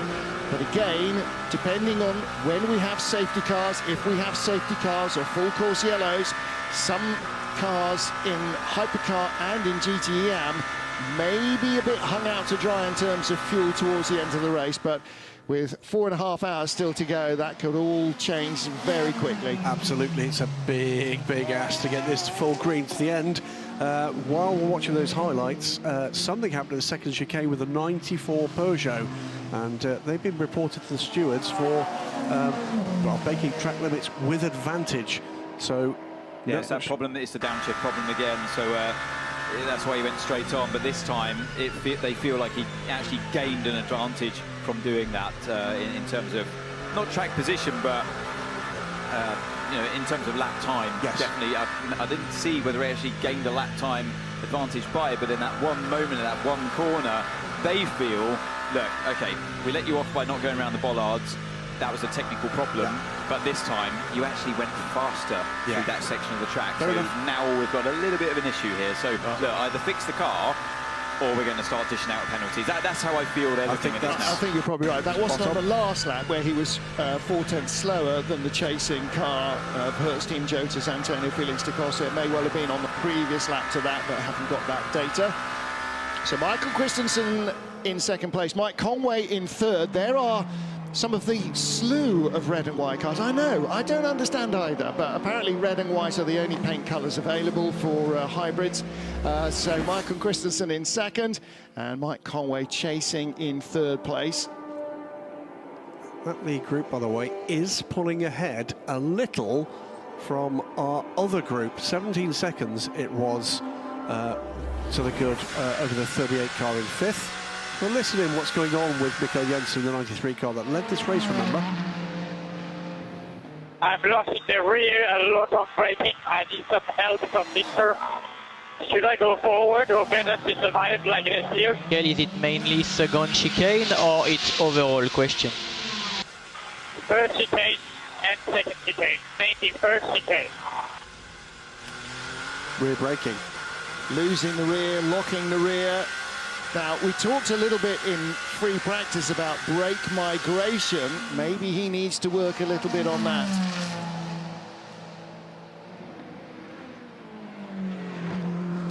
So to complete the point, we heard from Mikkel Jensen, the first Team Jota car came out from its second pit stop with 17 seconds of a deficit. There's a bit of a kiss there between the 9 and 36. That's Andrea Caldarelli trying to go by Andre Negrão and succeeding just the tiniest touch there. Yeah.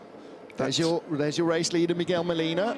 Yeah, that gap to Da Costa from the overall race leader, and lest we forget, Ferrari lead at Monza is now 20 seconds, nearly 21 seconds in fact. So, and this is just these words I'm now going to say are great for sports car racing fans. Ferrari leads from Porsche, from Toyota, from Peugeot, from privately run Porsche, Peugeot, Glickenhaus, Cadillac, and next year we will have newcomers coming as well from Alpine into Hypercar, from BMW into Hypercar. And by the way, if you're a sports car fan, you will have the opportunity across the available media and social media to see the other new major addition. We saw the Assetto Fraschini today.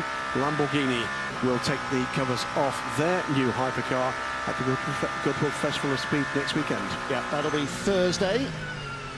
Slow news day because it won't be a deciding day in the Ashes cricket. So Thursday's always a good day to launch stuff. People get a chance to digest it before the weekend. So Miguel Molina leading after 49 laps, nearly at the 50-lap mark for the 50 car. And here's the battle for second. The Penske, Porsche under pressure from the Toyota Mike Conway. Conway still on the same set of tyres with which he started this race. That car has only made one stop. They did not come in, nor did the 50 Ferrari, nor did the 5 Porsche behind the safety car. So we've got split strategies going on. Ferrari stopped one of the cars, didn't stop the other. Toyota, well, yeah, they had 2 forced stops, so they did end up having to stop. And the 94 Peugeot in 4th place, Nico Müller. He is the last of the cars at the moment in the lead group that has only made one stop. But as you can hear, both of the Peugeots and Davidson struggling with the rear end. Maybe transmission related, maybe in Nico's case, a bit of a brake balance or something. Yeah, so the 94 Peugeot actually, as you say that, Martin, has lost position or track position to the car 8. Not an actual position on track because car 8's lapped, but Buemi has found his way past the 94 Peugeot. So I don't know what happened there to Nico Müller. Maybe it's been another moment with we know he's got that downshift problem, but Conway is on the attack here, seeing the replay through the Ascari chicane. He's trying to figure out a way he can get that Toyota in front of the Porsche of Michael Christensen. Minimum drive time in GTE Am, 1 hour 30 minutes. Thomas Floor pits to hand over the 54 AF Corsa car. Just inside 90 minutes run, or just over 90 minutes run in the 6 Hours of Monza. Ferrari lead from Porsche and Toyota. So some of the big hitters in the sport, and Ferrari haven't had a top-flight sports car racing team for 50 years. There you saw the 94 Peugeot. This is the car of Nico Müller. That's the moment I was talking about. Running out of brakes in the first chicane. This is how he lost to Buemi.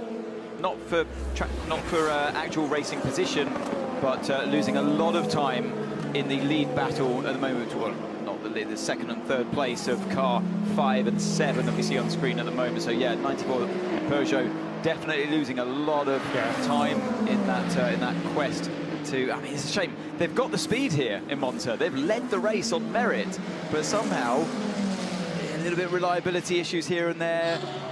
We had the problem in the pit stop with the 93. They've lost that time to the leading group. They were just going by that silver 54 Ferrari. Francesco Castellacci has taken that car over, and again on cold tyres, it will not be very fast on the opening lap.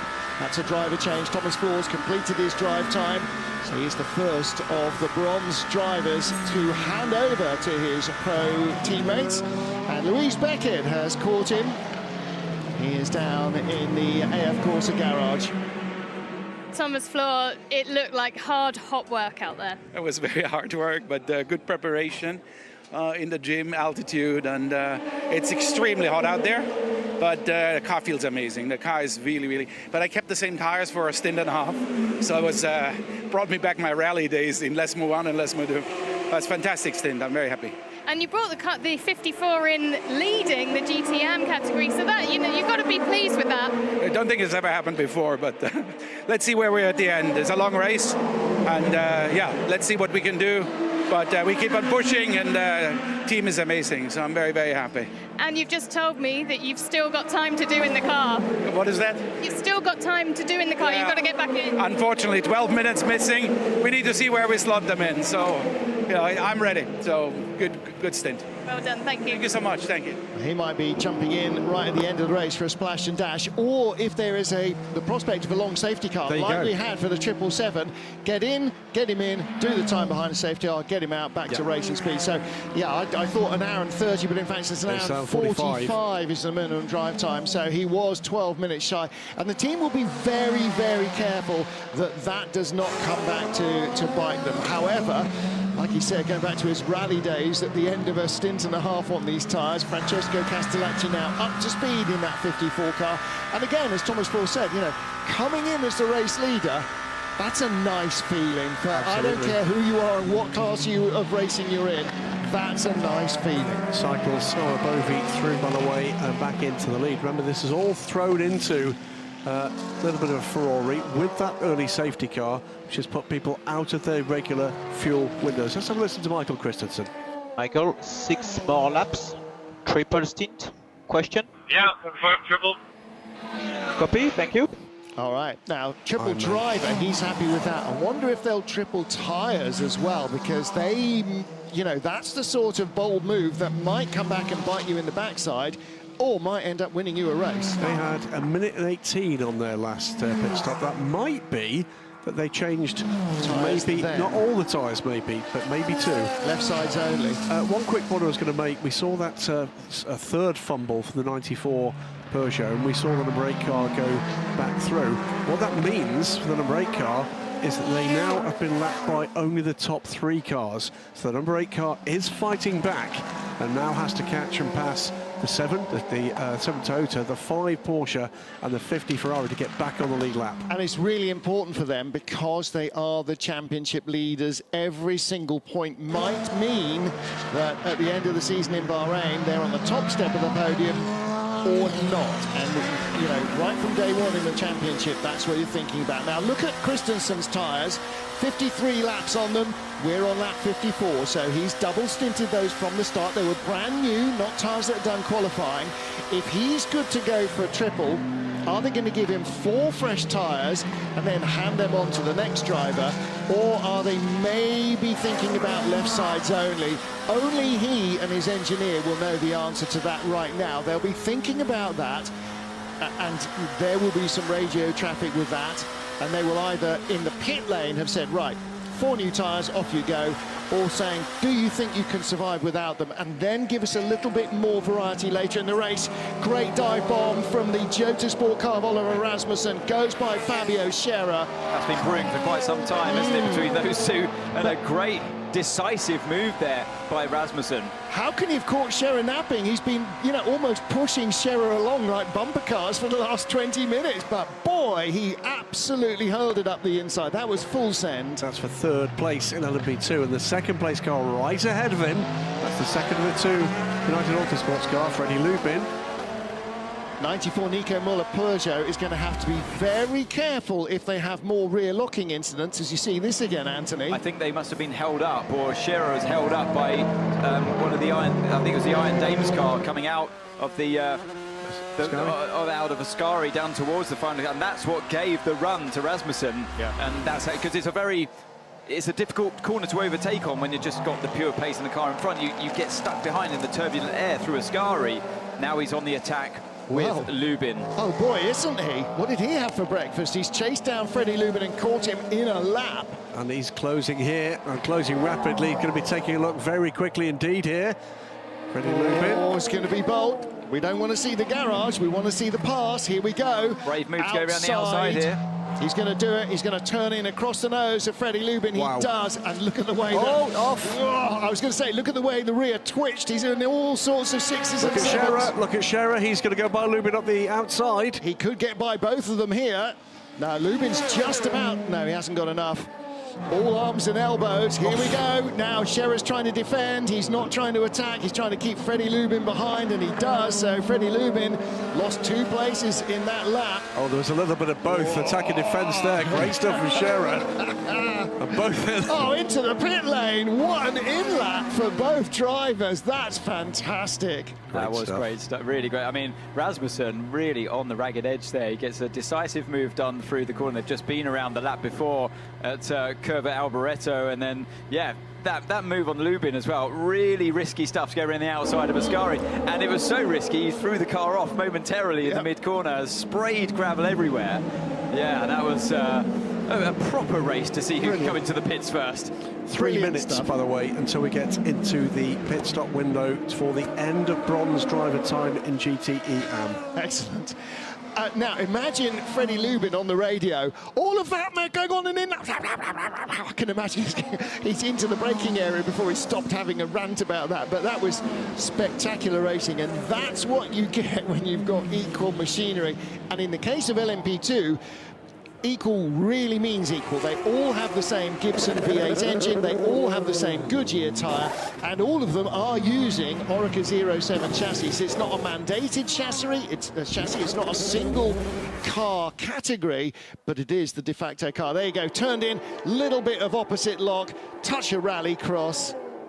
Brilliant. Cracking 3-car battle. And by the way, Ferdy Habsburg gets up to 3rd place with those pit stops, and he's right with Freddie Lubin now for 2nd place. Has been a good stint from Freddie Lubin, but it's been an epic stint from Josh Pearson, who's now 20 seconds ahead. Yeah, Josh Pearson really flying.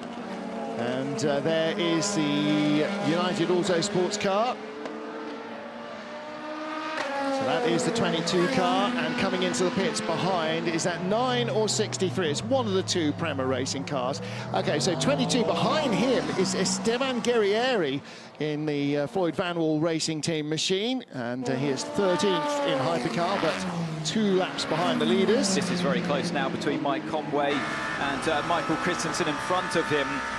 He's just wearing him down. They're on the same tyres. They're on the hard tyres that have been on the car since the start of this race. And what's going to happen here into the first chicane? You've got the Iron Dames car, and the Porsche goes through on the inside. Does Mike Conway slip through as well? No, has to revert to go around the outside of the second corner, and once again loses out in the traffic. But they're both starting to catch Molina in front, so he's had a terrible run through the traffic last time around. Yeah, only 1.3 seconds in front, but look how little energy is left in Christensen's Porsche, so he's a little out of sync with the Ferrari and the Toyota and the 94 Peugeot. That's interesting, isn't it? Only a little. Now, does that mean they are guzzling fuel and everybody else is doing a little bit of lift and coast? Could be. We do often see lift and coast applied in the hypercar category. And if they're trying to creep towards saving the splash and dash that we've heard all the others talk about, who stopped earlier behind the safety car, maybe there's a little bit of mileage in that, and maybe that's why Mike Conway's not reeling him in at more than a couple of tenths or so a lap. Well, we got that shot out down the back of the straights into Ascari. Closing on this pair is Seb Buemi. Yep. That is the watch in the background there. There you go, the second Toyota just coming out of Ascari. That's the distance between the lead group and the car that desperately wants to unlap himself from them. And that's the thing about endurance racing, Graham, you cannot ever give up. With still 4 hours, 14 minutes remaining in this race. You know, you might as well, you have to just keep your head right, and that was the Porsche coming in that lap, wasn't it, in front of Toyota. So that frees up Mike Conway now. Let's see what kind of lap times they can do there as the driver change at United. Also Tom Blomqvist getting in behind the wheel of that car 23. Freddie Lubin came in at the end of that lap. So in fact, it was his prior in lap when he was being dive bombed by the guys that were coming in. But that's because it's got to the end of that driving stint. So Blomqvist gets in. Also in is Andre Negrão in the 35 Alpine and Prema's number 9 car, driven by Andrea Caldarelli. Looking here again at Mike Conway, just chipping away, chiseling away. This is part of the race driver's job, is just to be as relentless as you can, always in the mirrors of Christensen. But if Christensen's not in at the end of this lap, it will certainly be at the end of the next. He was down into single digits of available energy. Of course, those LMDH Porsches with a rear-drive hybrid. The Toyota with a front-drive hybrid. Just showing it, the fact that he's there to Christensen. He wasn't really going to mount a challenge down towards this Ascari, but just nice to show the driver in front there. Hello, I'm very close now, and you're under pressure. And there are two things going on. Mike's engineer will have told him that Christensen is going to pit before us, but by attacking Christensen, piling the pressure on, he's slowing down the Porsche compared to what it might do in clear air, and that might end up giving them an advantage later on down the road. One quick update. As you were saying, Tom Blomqvist, I was thinking, it's Phil Hansen. Tom Blom is one of the drivers who's racing in IMSA this weekend. Yeah, he's the absentee. That's why we've only seen him about similar once helmets, this year. We saw him in Spa. We didn't see him in Portimao. Is he not wearing Portimao. Tom's helmet, is he? I think he might be wearing Tom's helmet. That was definitely not Phil Hansen's usual helmet design, so that's caught me out there. Well, good detective work there, Graham. Very bizarre that you're driving with somebody else's helmet. This is a change between the Peugeot and the Porsche. So this is Kevin Estre, Mikkel Jensen, and Christensen in the pits. And back with live pictures as the race-leading Ferrari Miguel Molina works its way around the number 60 No, that's Porsche. that's the 51 and the 93. So that's Claudio Schiavone anyway in the Iron Lynx car. Started that car, the yellow Porsche. There's the 56 of the 85 rather of Sarah Bovey, the pink Porsche. And again, neither of those cars, I think, and particularly Sarah Bovey, will not stop just because they've got to the end of the driving stint. They will go long on fuel. The margins of error here are just look at this. Alessandro Pierguidi just whistles by the Peugeot. Has the Peugeot still got a braking issue, or did Pierguidi just get a run on him out of the Roggia? But that's the 93 Peugeot, and that was leading the race on there at the start. What has happened to the speed of that 93 Peugeot? It's not there anymore. It was pulling away from the Ferraris at the start of this race, and he's just losing ground hand over fist. Oliver Jarvis in now in the number 23 United Autosports car. Louise Beckett. Well, don't forget, Paul Di Resta did say that they've got some technical issues. He didn't want to say, we knew about the gearbox, but potentially there's more that they're not telling us right now. Yeah, may well be. Everything on that car seems to be rear-end related. Well, let's hear what the Peugeot team are talking about. I said I'm starting to hit a cliff, but it's actually not too bad. I mean, it's just a half second to a second drop. Starting to hit a cliff. Have they run out of tyre? Now, are they on medium? They are. They started this race on mediums. Lead battle. So lead battle, Ferrari, Toyota, Peugeot. And this is... Yeah, this is Conway. Still really... Now he's fighting the leader here of Miguel Molina. So Molina really starting to struggle on these tyres as well. Oh, and he squeezes Conway off the track there on the run down towards Ascari. Conway did the right thing to back out of it, but it was on momentarily. And that was a close, heart-in-the-mouth moment, but Molina all over the place through the Ascari chicane. He's under pressure. There is proper needle between these two squads, and didn't it just show there? Wow. Don't forget that they will have told Conway that Molina and the Peugeot have got a fraction less energy than the Toyota as well. This must be their in-lap, no? Yeah, no, they can still do at least one more lap. Can but Molina? The Peugeot, carries on. I don't know. Conway's done a brilliant job of saving energy. So, yeah, he's been properly lift and coasting behind the Porsche of Michael Christensen that he followed for such a long time. Remember, he did a lap longer on the last stint as well. So this is looking pretty good for Toyota in this phase. Well, in which case he'll have a lap more fuel on board. Yes. So he may not have saved an awful lot more than that. I mean, it's hard to save a lap on even on such a short lap. But let's take a look at this again, right? You're Mike Conway. Yeah, so he gets the run, and you go, OK, you're depending on the inside. Okay, I'll go to the outside, the gap's there.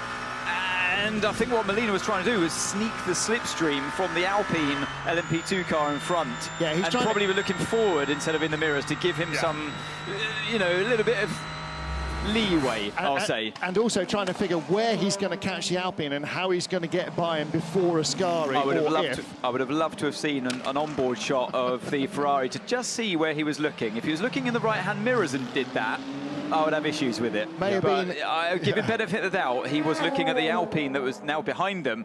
He was trying to get the slipstream. So Conway's on the attack again. Same place. Bit further behind this time, so he's going to try. He's ducking and diving inside, outside. Molina decides to stick the car in the middle of the track to defend as best as possible and does a good job of it. Buemi's almost with them now. Now then, if Conway gets by Molina and Buemi gets by Molina, will the team ask Conway to slow down and give Buemi his lap back? Yes, because they're going to look for World Championship points. Well, they'll get World Championship points so anyway. Here comes Molina into the pit. So Conway's got that extra bit of energy still remaining. He went a lap longer last time. They're a bit offset by one lap, aren't they? And Buemi's in as well. So it's a moot point.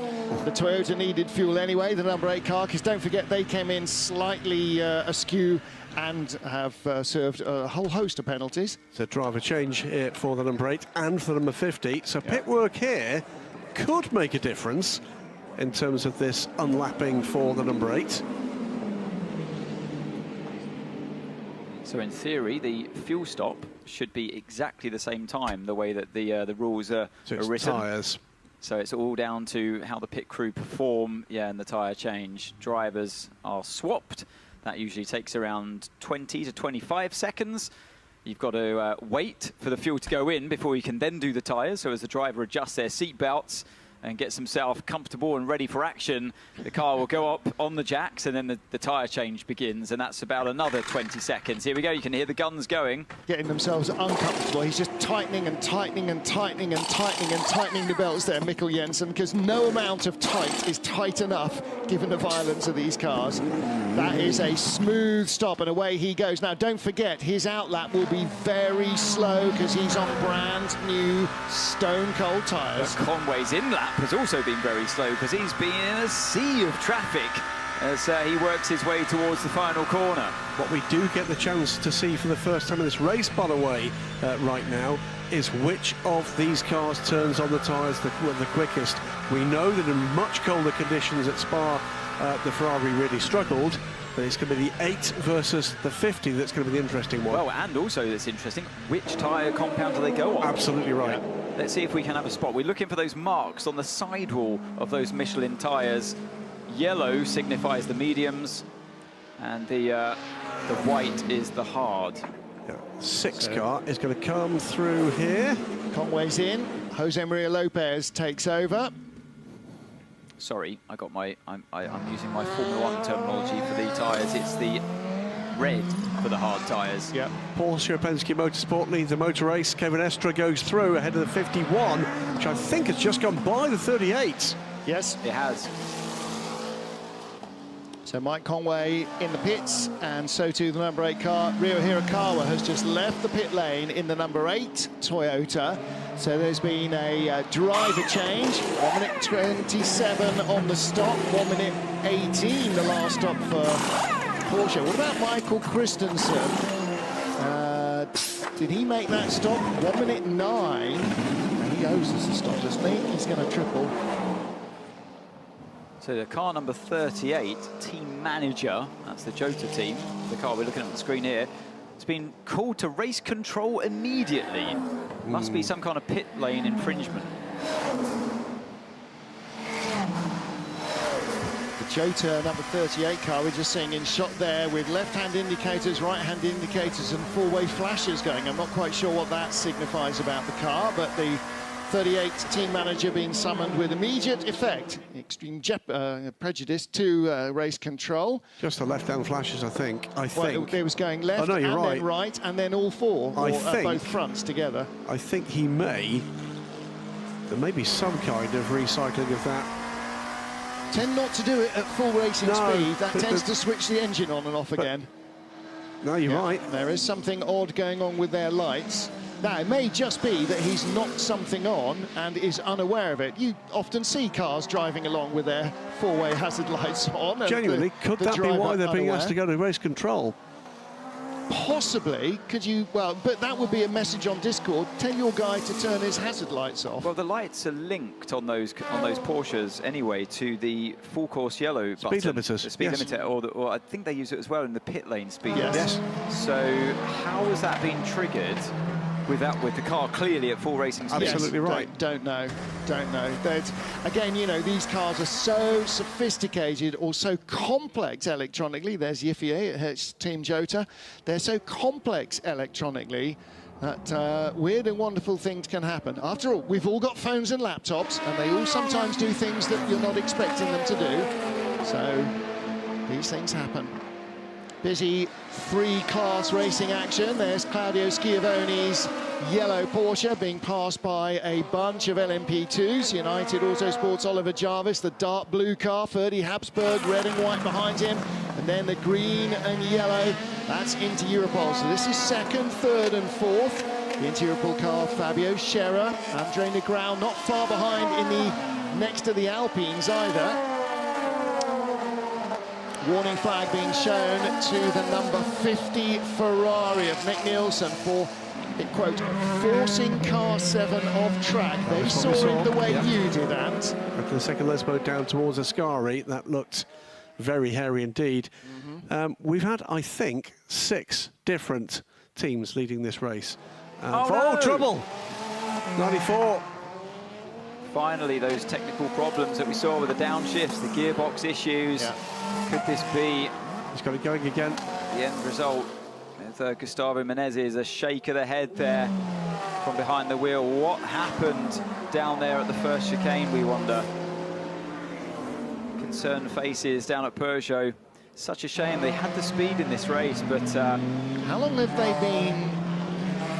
How long is since they were both in the pits? There's been driver change for both cars. You've got Jean-Eric Verne in 93, Gustavo Menezes in 94. This isn't an outlap. It just stayed dog to the dog at 6. Upshift or downshift didn't work. Sounds like it's getting worse, doesn't it? So this time it was stuck in 6th gear and couldn't get down. So maybe the car went into an anti-stall or actually did stall. If you can't get it down in gear, and you're dipping the clutch and coasting around the corner. And that's Menezes really struggling there in the 94 Peugeot. This still has all the hallmarks of electronic controllers, doesn't it? ECU, GCU, the gearbox control unit, not doing what the driver is asking it to do. It's not a mechanical linkage. It's not a linkage like in your road car. It is all electronics. Let's hear from the team. Miguel Medina, you've got the 50 Ferrari in. That was some awesome racing. Yeah, it was tough, actually. It was really tough. We struggled a bit with the front tires at the end of the stint. And now the heat is going up as well. So let's see. So far, it's been a very competitive race. We are trying to push. I tried to give the car back in the first position, so I did it, and let's see now.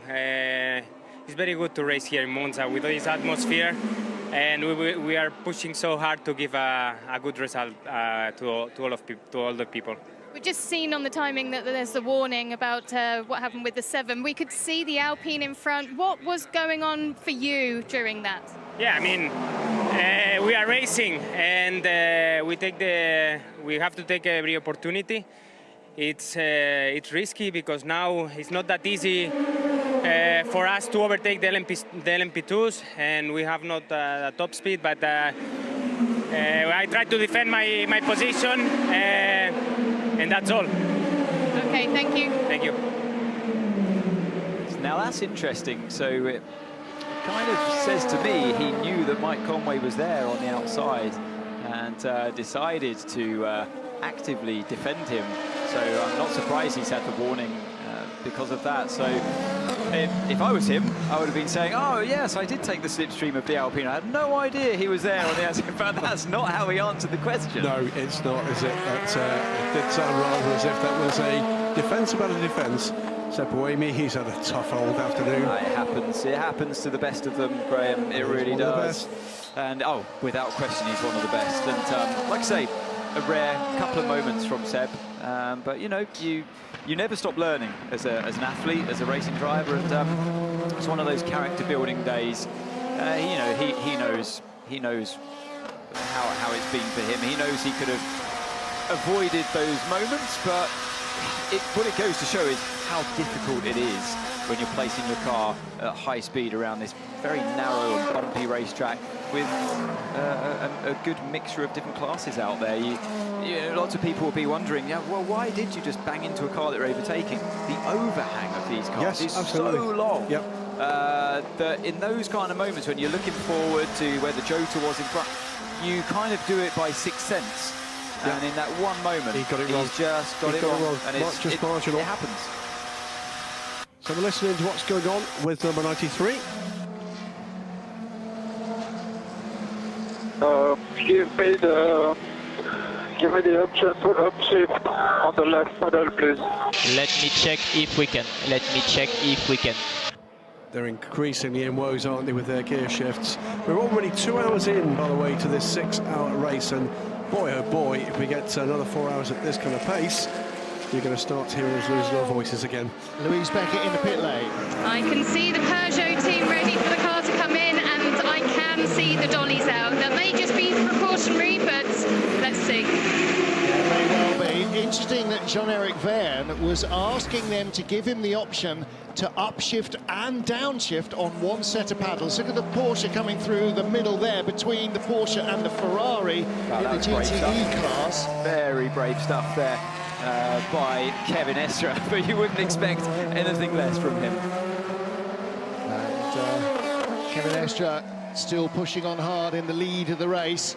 Porsche have not yet won a race with that car in Europe. They have in North America, but they would love, in fact, they've not been on the podium yet with that car in the World Endurance Championship. This would be a great place to do it, especially with Roger Penske here on hand. Roger's plan, I think, initially early in the week was to go to the IMSA round today at Motorsport in Canada. Clearly, he's here on the grid, and even Roger's fast jet's not going to get him there. The Peugeot will go back into the garage. The reason cars go into the garage for anything other than routine fuel and tyres is because you can only have 4 people working on it, 2 people working on it in the pit lane. You can have as many as you like in the garage. Yeah, it's such a shame for Peugeot.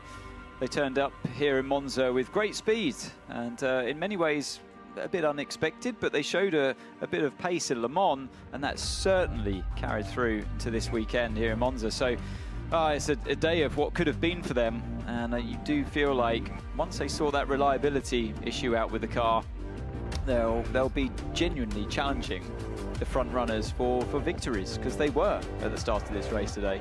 Yeah, you heard Jean-Eric Verne in the 93 car asking the team to see if they could somehow tell him how to rewire the flappy paddles so that instead of pulling right to go up a gear and left to go down a gear, he can pull left to go down and push left to go up. And if that's possible, they might survive without a pit stop for remedial work. And part of what happens with the 94 car, now that it's in the garage, if they can trace what the issue is, they might be able to work a workaround for the 93. So it's not all over It's not looking as glorious as it was. Jota lead in LMP2, the 28 car of Oliver Rasmussen, putting clear air between him and United's Ollie Jarvis, WRT's Ferdy Habsburg, and then Fabio Scherer and Andre Negrão in the battle for third and fourth in LMP2. There is the Peugeot, and not a lot going on around it because it will be electronics in the back that need examining. And the laptop is the best way to do that. You see the umbilical cord connecting the car to the power. Well, the rear end of the car is off, isn't it? That's where that's where the business is happening. And here was the moment with 94. You can't downshift. You've got no retardation, no slowdown in the car, and your only option as a driver is to sail on, unfortunately, through the middle of the corner. So you're a bit of a passenger at that moment. The car's out of control, and they've done the right thing by pitting it, and they've got to sort it out. Yeah, there's one thing, not being able to accelerate, not being able to stop is much more of an issue. This is great. Lopez. For effectively the lead of the peloton, as I would call it. You've got the breakaway group in the front, the guys that pitted under the safety car earlier on, but that was a pivotal move there for Jose Maria Lopez. He's finally got that number 7 Toyota past the number 5 Porsche of Michael Christensen. Christensen is really struggling at the beginning of this. He's got a puncture. What's that? It's just is that his shadow? Yeah, but don't forget. So did they decide to stay on those same set of tyres with Michael Christensen on board? And that's the deficit, that's the pace loss, that he's just rocketing backwards, isn't he, at this stage? Well, you saw how quickly the Toyota's gone by. Now the Ferrari's shot by as well. They're going to queue up behind him. Well, we heard them asking, can you do a triple? Yes, I can do a triple. Well, can the tyres do a triple? Okay, Christensen, 68 laps in. Ferrari, 68 laps in. We are on lap 69 of the race. So the Ferrari's tyres are the same age, and that is a big off at the second of the Lesmos. Vector Sport on the second Lesmo, yeah, must have just dipped a wheel on the outside. And that's Gabby Aubrey. Now, was anybody else involved? That is likely to be a safety car. So anybody who's struggling for fuel and tyres, this might be a get-out-of-jail-free card. Let's see what we see. There was contact. He left the car's width on the inside. Oh no, the car, the Prema just lost control mid-corner, and poor old Gabby Aubrey is out of this race now because of a moment from another car. He did the right thing. He gave space on the inside. There was always a car's width. The number 9 he clips the curb on the inside, and that sends the car. Yeah, really unfortunate for Gabby Aubrey. Alpine right behind as Charles Milesi. That went right across his bows. That could have been a 3-car end of race. So yeah, Ben Viscal in the number 9 Prema. Was it the 9 or the 63? It was the number 9, yeah. He's got that wrong there. He's clipped the inside. You can't really use the inside curve in Lesmo 2. How good is this team? How good is this team? Car in the gravel, that's going to be at least a full course yellow. Bang, pit lane. Yeah, they've always been good with their strategy down at Jota, but that looked like a bit of a clumsy pit stop. It took a while to get going there. Well, that may not be driver, that may be car. Yeah, could be. And there is another driver waiting there as well, so they may well be going in to do a driver change for Oliver Rasmussen. So, yeah, he loses control mid-corner, does Bent Viscal. They can't do a driver change for Oliver Rasmussen with a safety car now. No. So if the 38 car got in before that safety car came out, that was indeed a really marginal call, but could well be very valuable indeed. Well, if you've got a minute penalty for Buemi for effectively taking a car out of a race, you've got to be expecting a minute penalty coming for Bent Viscal and Prema Racing as well. It's, the stewards will have to do the same thing. You've already set precedent in the race, and what a moment that was.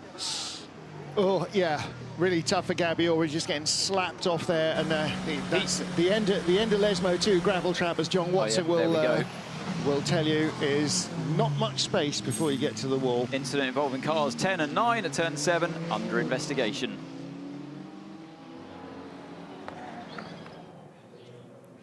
Jimmy Bruni bringing in the 99 Proton competition. It's lovely to have you back in the WEC at the top of the field. Yeah, thank you. I mean, I'm very happy to be back for sure, and especially in the highest category. I think the two stints I did was quite good. The car was good.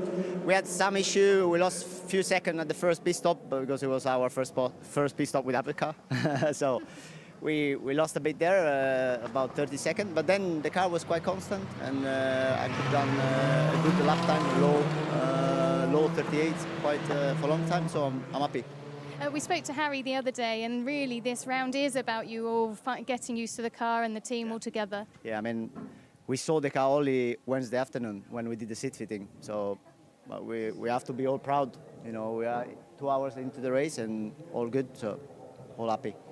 One last thing. Sure. We're in Monza. Look at these grandstands. We have got so many people here. It's awesome. Yeah, I mean, it's amazing. I mean, the Italian fans are incredible, especially now for sure after the big win in Le Mans of the Ferrari. I hope next year there will be more Proton fans than Porsche. So good to see you. Thank you. Thank you. Bye. So while that was all going on, Martin, we had dramas for the Hertz Team Jota car. And it's a roll-on drama because, as we've seen several times in free practice, the Porsches start up, leave the pit lane, and then immediately die before they get to the first chicane or out of the first chicane. That's what happened to the 38 car. Antonio Felix da Costa stayed in. He's also been pinged for speeding in the pit lane, and that won't be on the way in. It may be that the speed limiter wasn't working on the way out. And then when he got it restarted, well, so listen to this.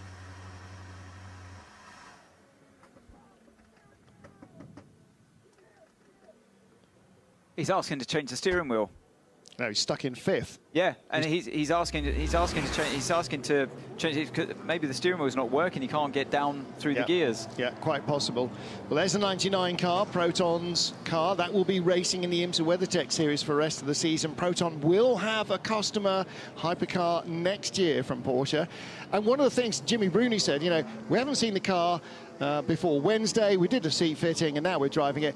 That's why you buy customer Porsche, because they hand you the ignition keys, literally in the case of an RSR, not in the... I don't think it starts on a key, this car, but you get a car that will race from day one. Some significant movements here. Both the 6 and the 51 have had to come in for emergency pit stops, as has the 85 Iron Dames car, and they're being held until the back of this safety car queue. What that means is they can have, I think, 5 seconds of fuel. And then they're going to have to come back in afterwards. This is really gone against number 6. Is the pit lane still closed? Because it doesn't say it 3 laps. Yes, it is still closed. 3 laps, okay. And there are the 3 cars that have had to come in for that emergency pit stop. It's yet another twist in the tail TALE of this race. The Hertz Team Jota car did get back going after that power recycle, has rejoined this train in 5th place. Yeah. So that's really hurt these two here, isn't it? That had to come in with lower fuel. And also, by the way, Sarah Bovey, who was leading in GTE Am and would have quite happily run to the end of her stint leading, now, that again, Iron Dame's luck. Has to come in again for the driver change. Can't do a driver change in an emergency pit stop. You know, they get knocked off, then they're still going to win in ELMS, then the car sets itself alight. Yeah. You know, I mean, that's the sort of fortune they're fighting against, and that's... We're going to have to say, again, you know, it's unlikely this is our last safety car. It may happen again, but, you know, that's not a roll of the dice they really needed. In the background, you can see the vintage heritage Goodyear logos we're seeing this year. Let's hear from the 38 Jota team. Yeah, copy. Stay clear on the radio. There is a lot happening in the background. So when pit lane are going to open, we're going to box again, full service, driver change to Yipe.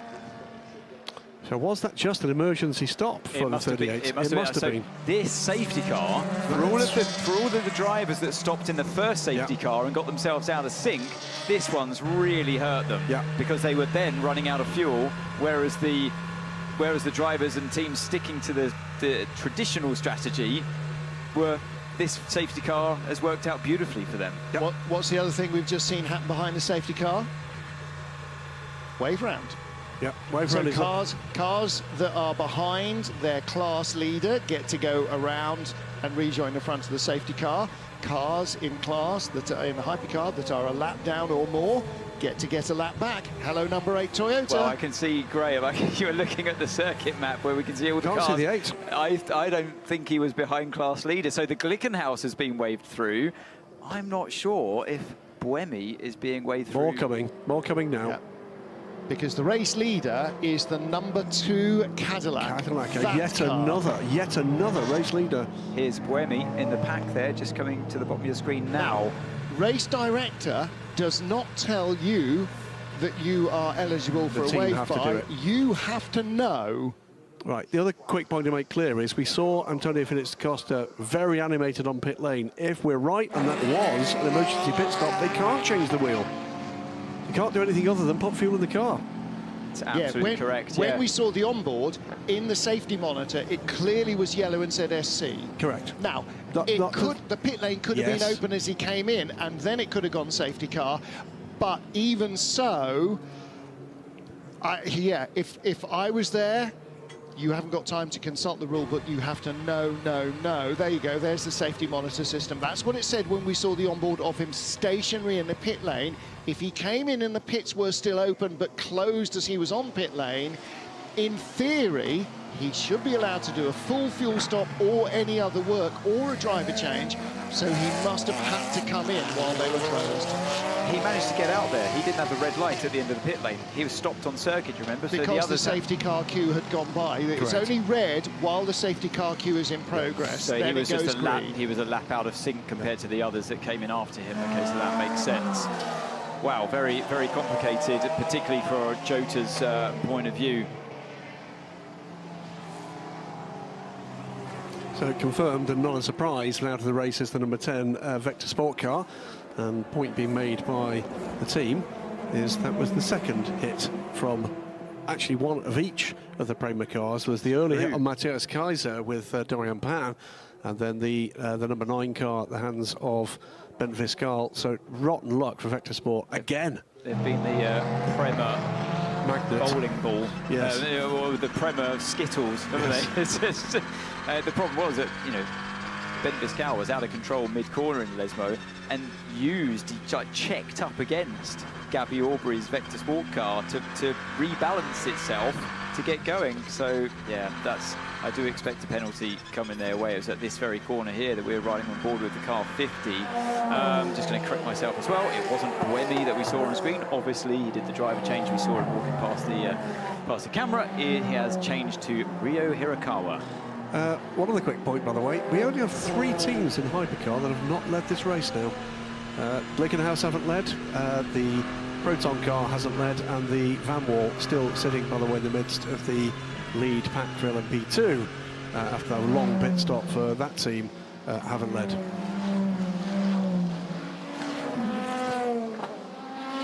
We can go down to Louise in the pit lane. Number 2 Cadillac is currently leading that pack in Hypercar, but they are ready for the car to come in and for Earl Bamber to get into the car. Excellent stuff. So the rumbling blue Cadillac, yet another leader, but that will not be very long. And we're back to green flag racing, and this is the battle. Corvette Racing leading the race. Is that for a lap from the GR Racing car? Not for long. Wow. Because they're about to lose position into the first corner. And there's a Toyota involved in that GT battle as well. Is that car 7? It is, of Jose Maria Lopez. The 86 and the 77 looking to get back onto the lead lap as here comes Lopez. Yeah, the lead battle is the yellow Corvette and the orange Aston Martin. Those 2 Porsches were a lap back. Oh, they were a lap back, yeah. So no wonder he just let them by.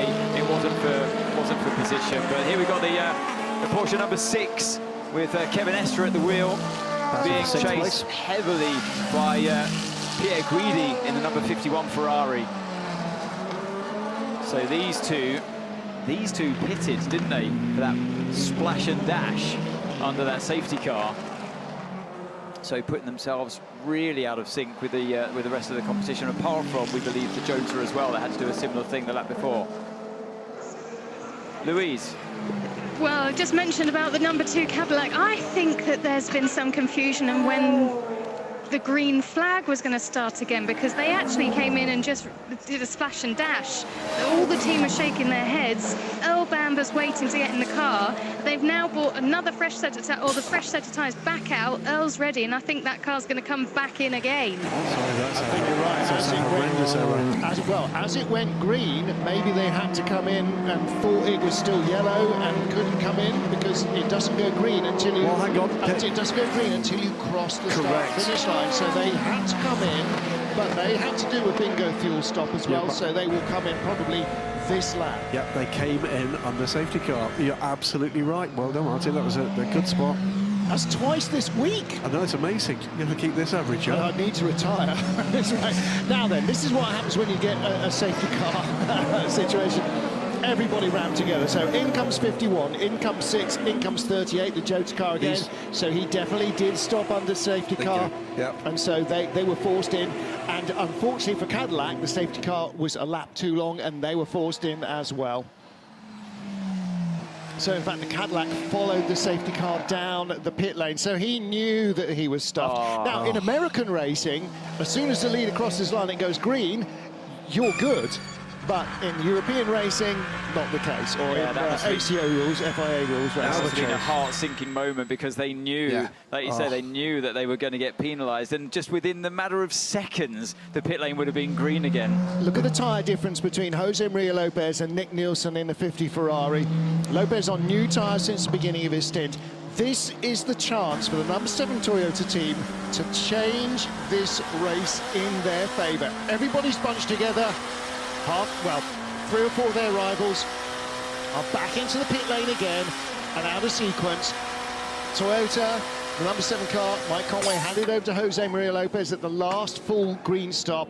They need to go. 38 Jota is not leaving its pit box. I can imagine that there's quite a lot of banging on the steering wheel from Yuffie Yi as well. Come on, start, you wretched thing. Well, I wonder if it's stuck in gear again. And that probably explains why it had such a slow getaway. When I said that it was a bit of a messy pit stop, so you see the Cadillac at the top of your screen just coming out of their second pit stop to put the full fuel in. So too is the Iron Dames Porsche, and that will not be Sarah Bovey now, the race leader. That is Michelle Gatting. So they've taken a big hit. Of course, as Francesco Castellacci leads the race, because Ben Keating's in for fuel, and to hand over to Nico Veroni. And watch this, you've got the car 23 of Ollie Jarvis now chasing down the leader of the pack in LMP2, the Jota of Oliver Rasmussen. But don't forget that Jota got ahead of the United car when United stopped earlier. They must have done, because Jota were leading the second place battle. It must have been on pit lane, because he had quite a deficit for the 23. What were the last pit stop times? It was 10 seconds. 10, minute 31. Yeah, 21 seconds lost. Rasmussen stayed in. Jarvis wasn't in the car before, in the 23, was he? It's a tyre change, that's what it was, because he was chasing down Josh Pearson. Yeah, we saw Michael Christensen, sorry. We saw the driver change with Jarvis getting in. Yeah. The 23 car. So this will be Jarvis on the fresher rubber, remember. Michael Christensen triple stinting his tyres. They have done every lap of the race, but how is that going to pay off? Jean-Eric Verne, this is for third place, despite the problems the 93 car has had with its transmission. This is for third place. This is Jev coming up behind him. Minute stop-and-go penalty for the 9 Prema car for causing a collision with car number 10 Vector, exactly as you suggested, Ant. This has been an advantage for Peugeot the whole race long. They've got phenomenal straight line speed, and it's the only car I see able to overtake on track without any help of traffic getting in the way. They can get close, they can slipstream up, and they've got the straight line speed to make get the job done into the braking zone. A little bit of good news for the other Peugeot. It's good news, bad news. They're down in 34th place, but at least they're back on track. 17 minutes in the garage in that car. So Gustavo Menezes takes that over. That's your version of good news. Well, back don't have to look at the back of the car and the back of the garage anymore. But they could have won, but now they're 34. Yeah, great news. So we've got Ollie on Ollie here. Ollie Jarvis chasing Ollie Rasmussen, the Dane ahead of the Brit. And just actually behind them and closing is Ferdy Habsburg in third place in the Team WRT 31. Well, what do we know about Ferdy Habsburg is he does not like to get involved at all and make big lunges for passing, does he? Here he comes. Very calm driver, is Ferdy. I mean, he is a very calm driver, but boy, it's a bit like Ed van der Garde when they start a race. You know, boy, he loves to get involved and get his sleeves rolled up, and he loves a lunge from a long way back. Ollie Jarvis just working out where he can possibly overtake, as Felix da Costa in the Jota garage there explaining the woes that he was going through. Chatting with Will Stevens there as FIA drives their car. And there is the orange Aston Martin that currently lies third. Michael Dynan has taken over that car, so that orange Aston third in GTE Am has taken over from Ahmed El-Hati, who started it. Francesco Castellacci leads that class. Nico Veroni second for the yellow Corvette racing team after taking over from Ben Keating, where they need to be. That would be good enough to win the title here today. Okay, for the Corvette racing let's crew. not go too far. We're 2 hours 25 in. We've got 3 hours 35 still to go. We're not even at half distance. We've got 2 Grand Prix of racing still to go here. And that's one of the things about endurance racing, is that if you get held up by a safety car or you get caught out by something, it's not always the end of the day. There is a lot of racing in a 6 hours here in Monza. It's funny how quickly you forget about qualifying in an endurance race. So many things end up happening. You know, safety cars, to name but a few, are one of those pivotal moments in an endurance race, totally out of your control.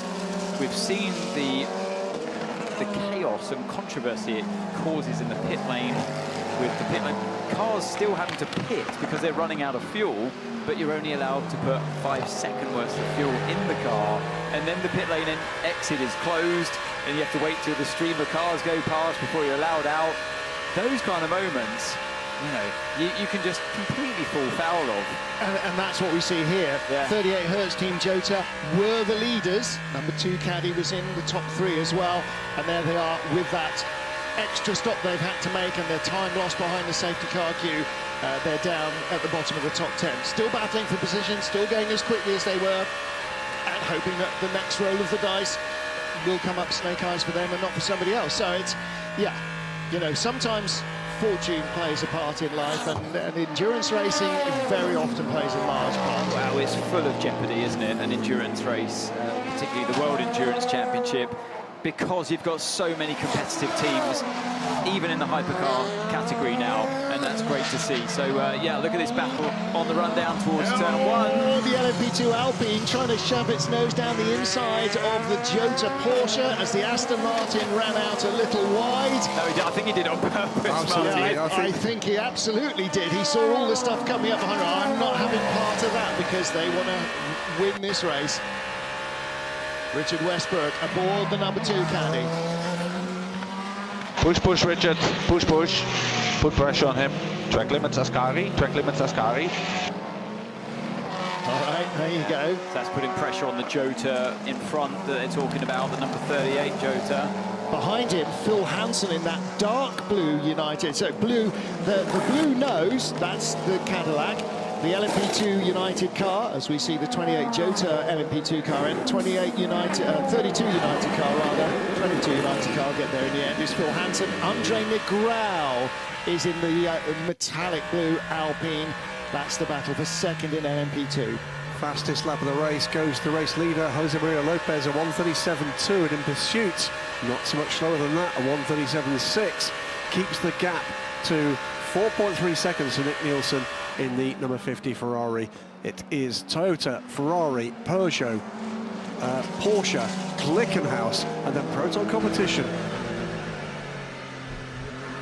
We've got 2 drivers, by the way, Lino Wadu and Julien Piguet, the 83 and the 21 cars, being reported to the stewards for creating gaps between behind the safety car. There might be a penalty to come for those 2 runners in GTE Am. They're both of them a little way down the field. Luis Perez Compact back aboard the 83 car, serving the rest of his time. He's 4th in GTE Am. This is running on board with Jose Maria Lopez, driving really well out in front in the number 7. through Ascari chicane we go. You see the throttle trace on the right-hand side, flat out on the exit through turn 10, down towards the final corner. Halfway on energy, you can see there on the left-hand side the graphic labelled NRG, and on the brakes into that Alboreto curve, and feathering the throttle, just picking it back up, round that final corner he comes. And such a nice feeling when you're out in front like he is, and he's got the car to do it today.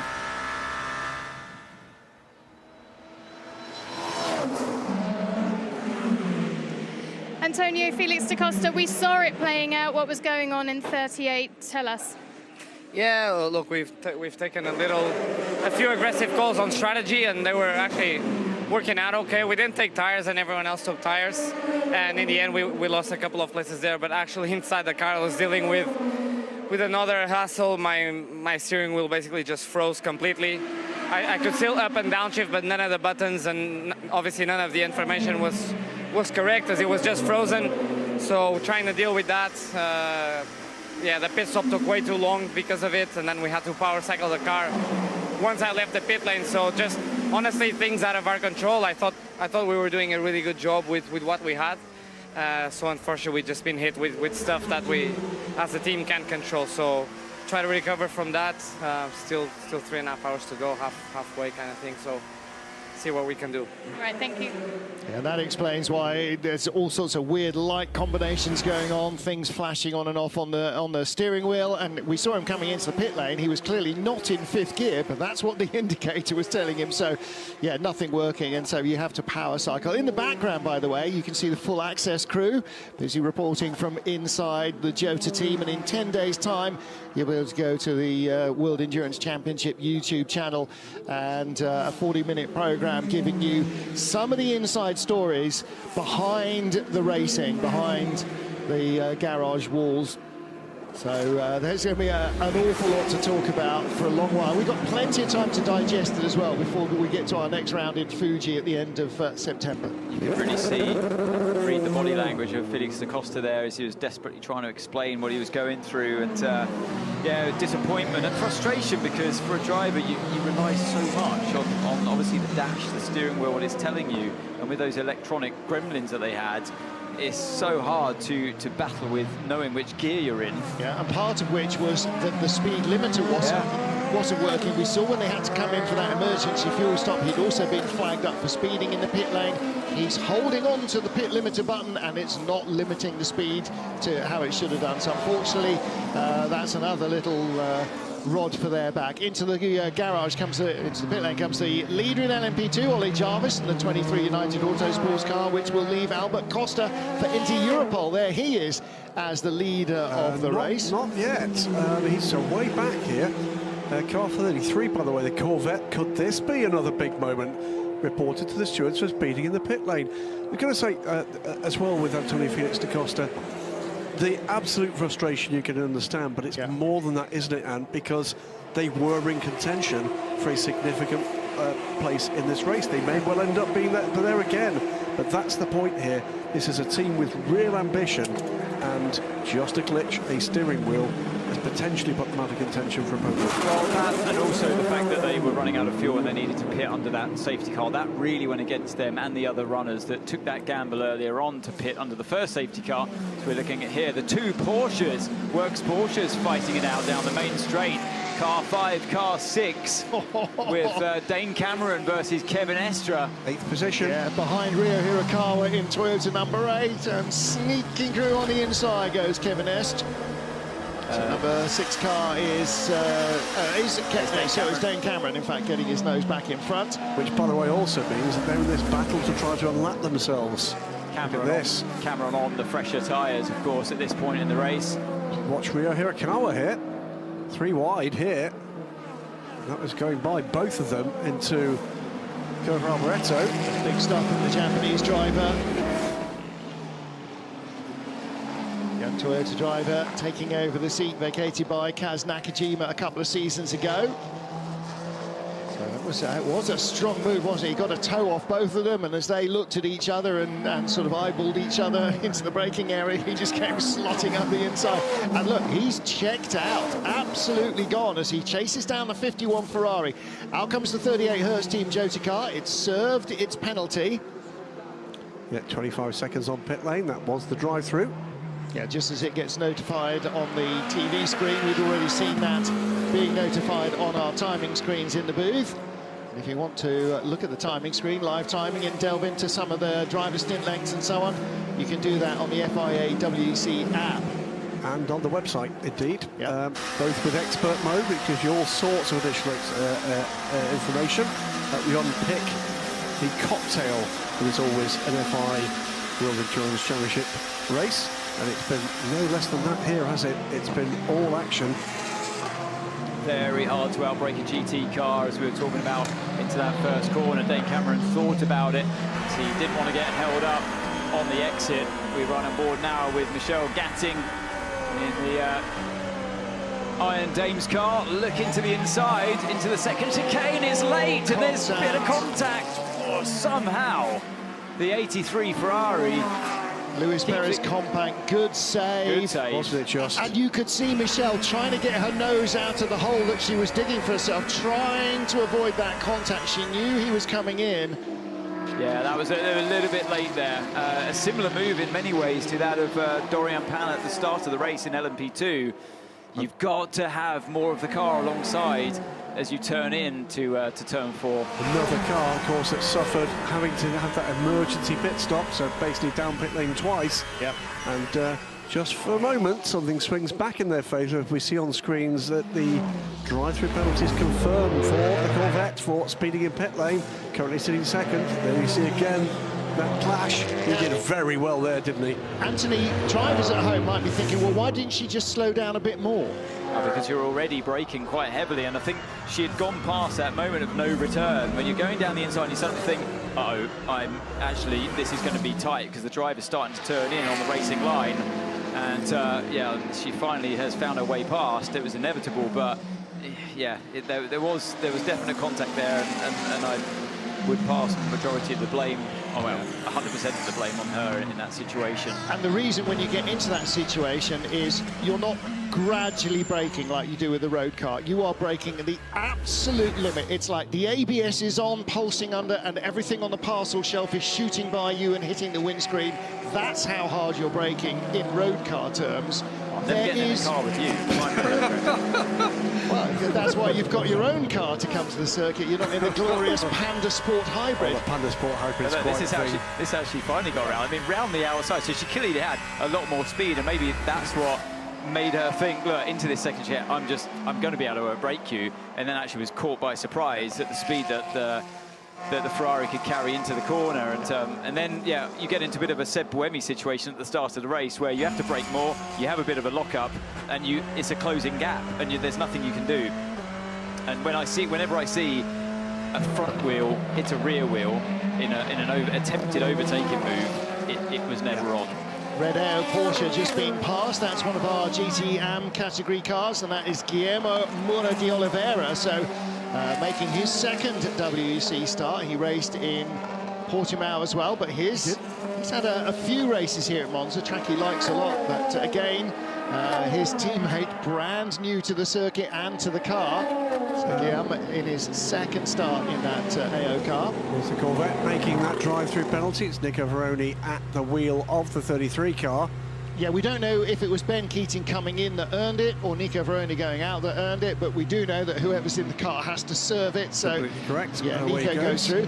Drops behind the GR and the 77 Dempsey Proton car. So that puts them right ahead of the Iron Dames. Game on again. Yeah. That does see the pendulum of championship win swing away from the Corvette today at least. Yep. The other significant movement, by the way, is a new second-place car in LMP2, splitting the United Autosports car. It's Albert Costa on a charge in the number 34 Inter Europol car.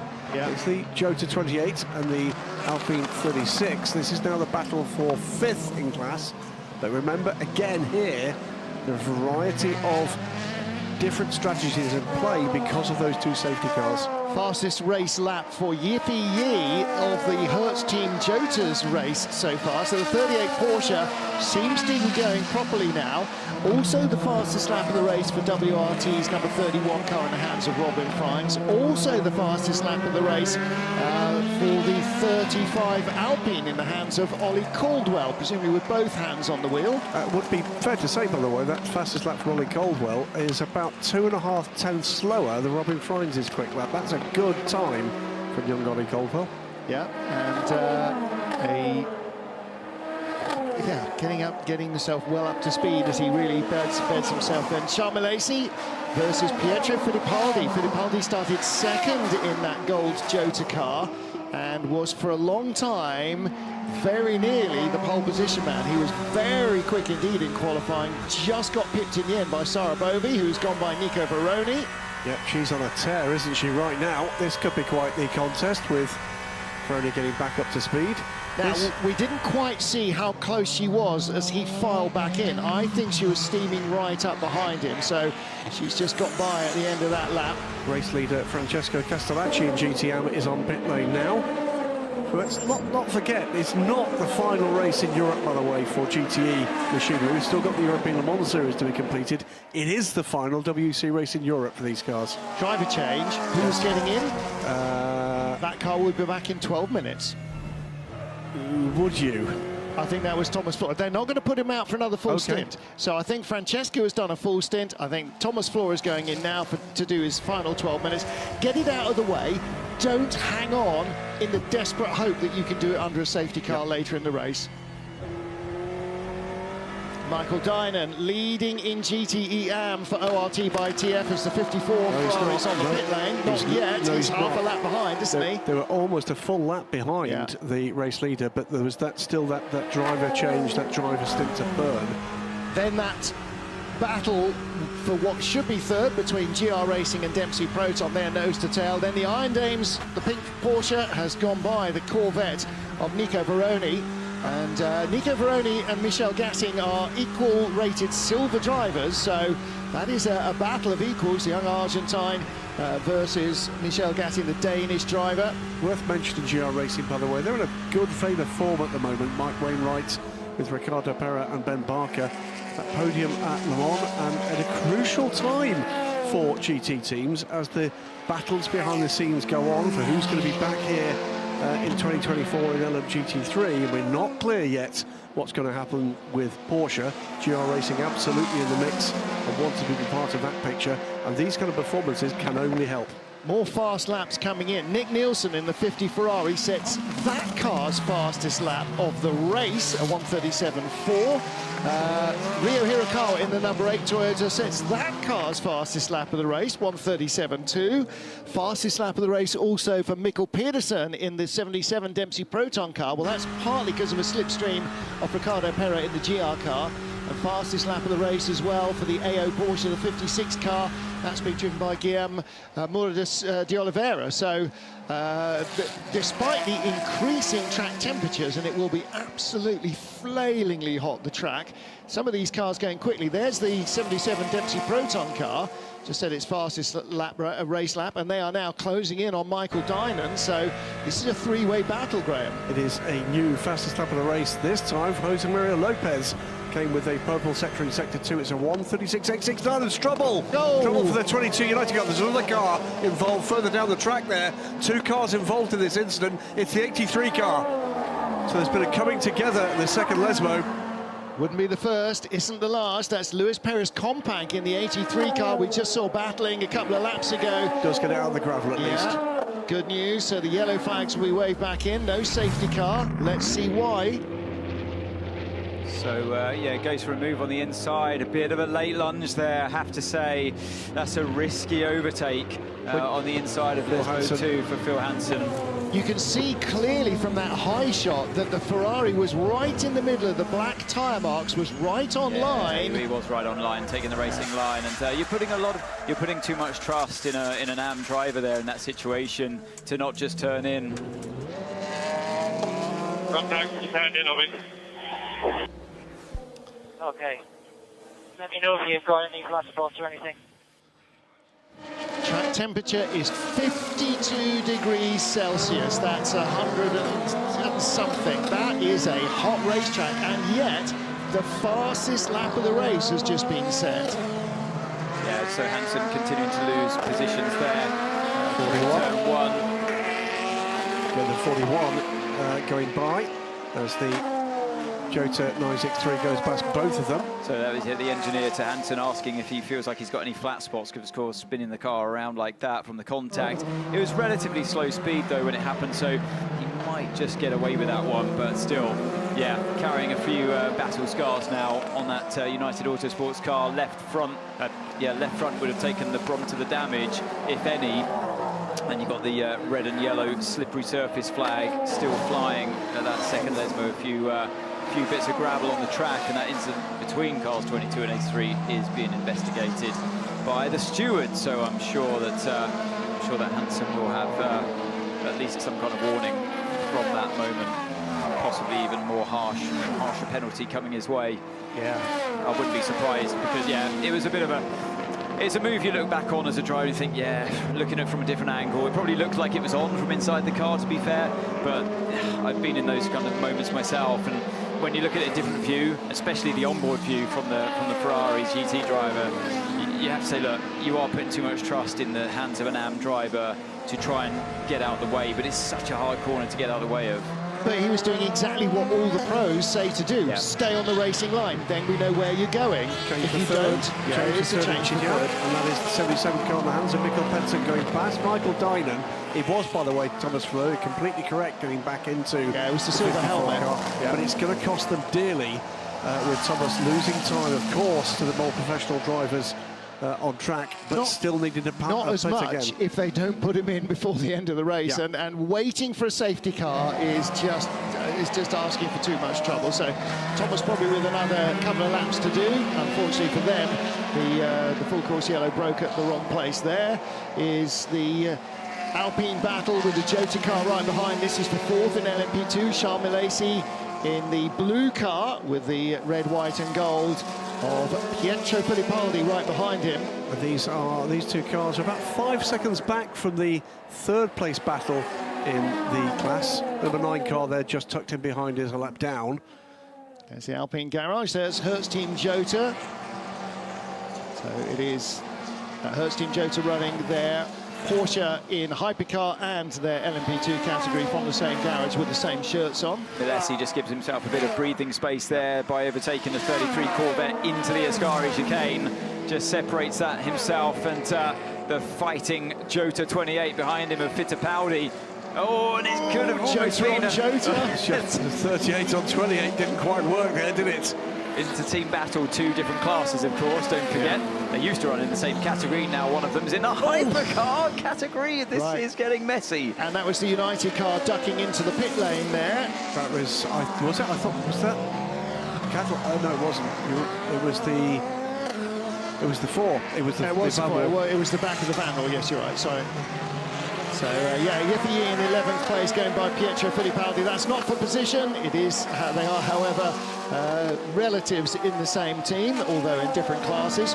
For the first part of the year, Jota ran 2 LMP2 cars, as they have done for many years. Then they came on stream with this Hypercar Porsche in Spa-Francorchamps, and then raced that car at Le Mans, and will continue to do so as well. And in comes the 50 Ferrari from second place. So Jose Maria Lopez will really extend the advantage now. He should come in the next lap, I think, for the number 7 Toyota team. Interestingly, though, the car number 8 with Hirakawa, who's doing a brilliant job at the moment, just sets really a personal best first sector as well as the car's fastest lap time of the race. He is catching the car 51 of Alessandro Pierguidi hand over fist. The last couple of laps has been around a second faster, and he was also catching the 50 car. So, yeah, he's absolutely flying. Car 7, obviously, with Jose Maria Lopez leads the race, so he is still a lap down. But that's a genuine race for position between himself and car 51 now. Lopez, 5% energy left. He will be in the next lap. Ryo Hirakawa, 2% energy. In fact, he'll be in this lap. I think this is Hirakawa. This is his statement stint. I don't think we've seen the best of him at any stage yet in his season and a half in WEC. This is where suddenly This is why Toyota chose him, and this is really the first time I think that we've seen that kind of raw aggression out of him. Maybe he feels there's nothing to lose, and that does a whole different thing for your frame of mind as a driver, doesn't it? Yeah, he was put under huge pressure at Le Mans. You know, he was fighting a car that had a little bit of extra track speed over him, and you know, the Ferrari was, I feel like it was the better car in Le Mans, and it was asking a lot from Hypercar in that stage of the race to pile that pressure on and say, look, get out there, take risks, let's see what you can do, and he threw it off the road in a desperate attempt to try and close in the gap. There was, I'm trying to remember what the statement was from Toyota this week that explained that incident. There was an issue for the car. It wasn't just a driver error. It was loose at the back all the time as well, so it may just have been that was a factor of something in the car. Here's a battle for position, Iron Dames. Michel Gatting goes by Michael Dynan, and that is a change for fourth, and there could be a change for fifth coming up as well, as Nicola Veroni right behind. Nico with a run on the American driver, Michael Dynan. Here he goes. He's going to have to go the long way round out of the Solaglio down to Variante Ascari, but he gets it done before they get into the braking area. I'll tell you what, I'm not counting out here, certainly for the overall. Cars that have been a lap down being in the mix for the win at the end of this race. We're not even halfway through. We are not even halfway through this race. Standard Peugeot practice of hoiking all the stuff out of the air vents at the front, because that's part of the downforce generating underfloor area. That car in from third place. Jean-Eric Verne stays at the wheel.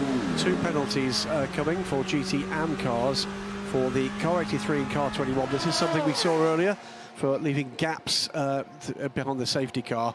It's going to be 10 seconds out into the next pit stop of both those cars. They currently sit. Yeah, both AF Corsa Ferraris. 83 is the Richard Mille car, and the 21 AF Corsa Ferrari as well. Thinking about it was Nicholas Veroni. Leader in. Yeah, into the first corner. That fight with the Iron Dames car.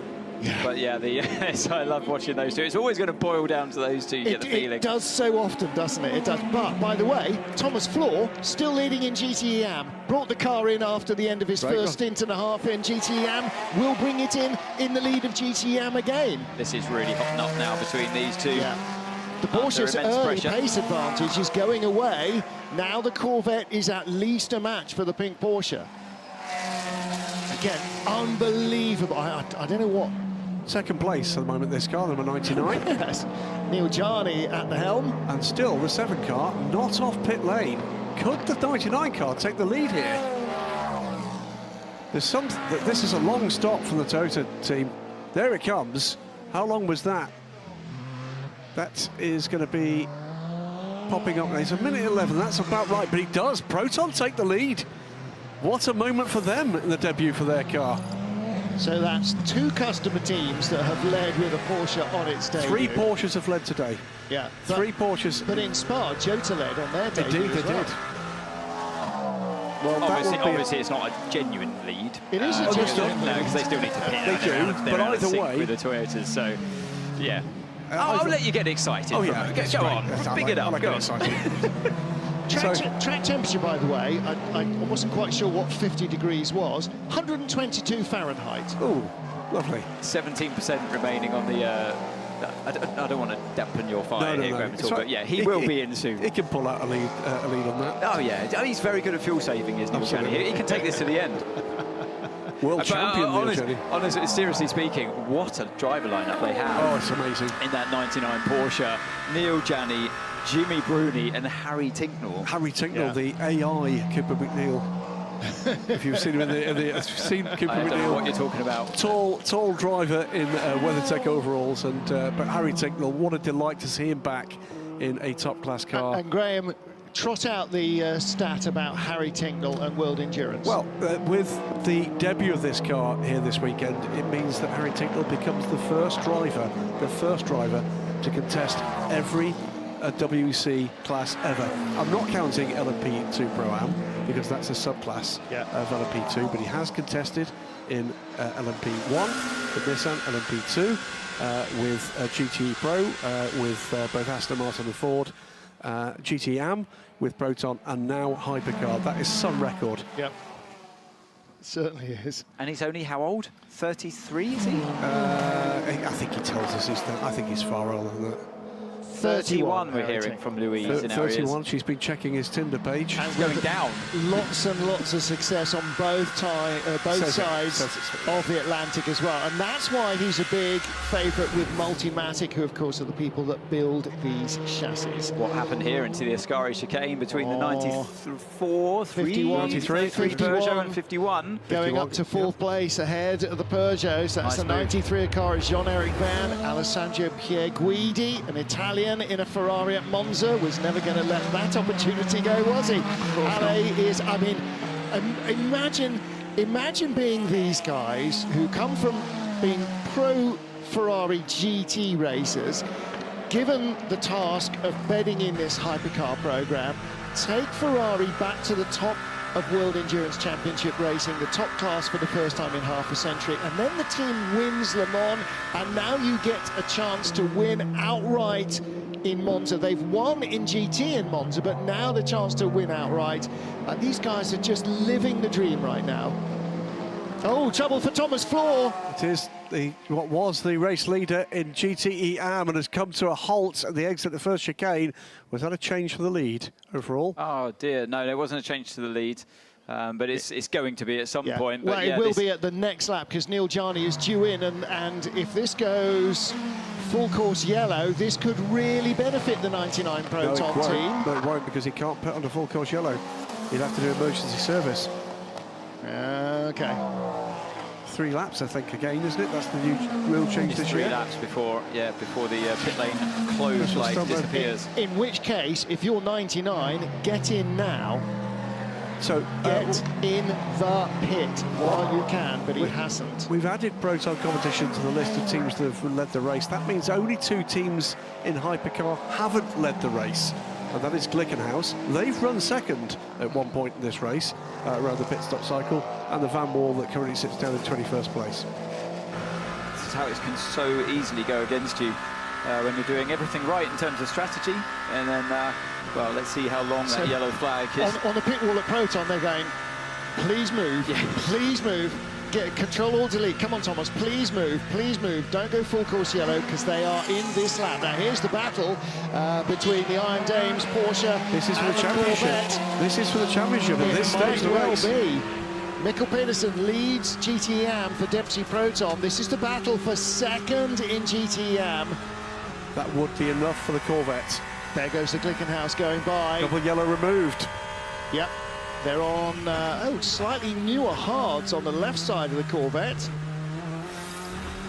Maybe that's giving him just a fraction more tyre bite than the older tyres all round. In comes 99. That's what they needed for it not to go full course yellow. That's the kind of luck you need, isn't it? Yeah. In a motor race. Little kind of feel of a 905 Peugeot-ish sort of livery there. Just a little bit. Yeah, put a bit of yellow in there, and suddenly you've got Peugeot sport colours. To just confirm, or rather clarify what you said a little earlier about that car will be air freighted after this race across the United States and will complete the IMSA WeatherTech Sports Car Championship. Meantime, in the weeks that follow, the second Proton 963 will be delivered to the team. Will be air freighted to Fuji. Will be air freighted to Fuji. Directions. So it's a very ambitious programme from Christian Reed and co. As we watch this battle in GTs, there was one driver out there that would have been praying for a safety car, and that would have been Ryo Hirakawa, because on track he's ahead of the sister car number 7, obviously almost a lap down. If there had been a safety car, that would have brought them right back into the race. Absolutely. His lap back, and the way that Rio's got the afterburners lit, that could have meant anything. Right, Michelle here we go. Gatting under pressure from Nico Veroni. So she's defending into the first corner. That's going to compromise the exit of this one, but we've seen very similar straight line speeds from these two, and you get that natural separation on the exit. The car in front gets the foot down earlier on the accelerator. You get that natural buffer. Now in the slipstream is Veroni through Curva Grande. They come. And there's the leader. Yeah. He's only at the Rogia, so that is first, second and third in GTE Am. 99 is in and out. Ben Hanley in and out in the 22 car.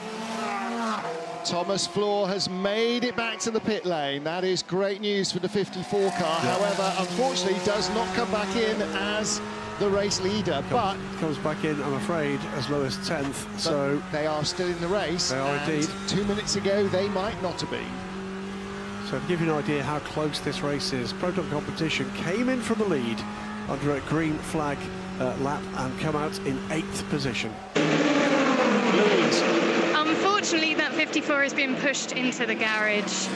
Yeah, okay, if you can catch up with them and find out for why, Keats, for why, that had all the hallmarks of it not being a driver incident, but that 21. Is at 21, That's is. 21 in the gravel, and deep in the gravel. Can he get it moving? I'm not sure he can. Simon Mann.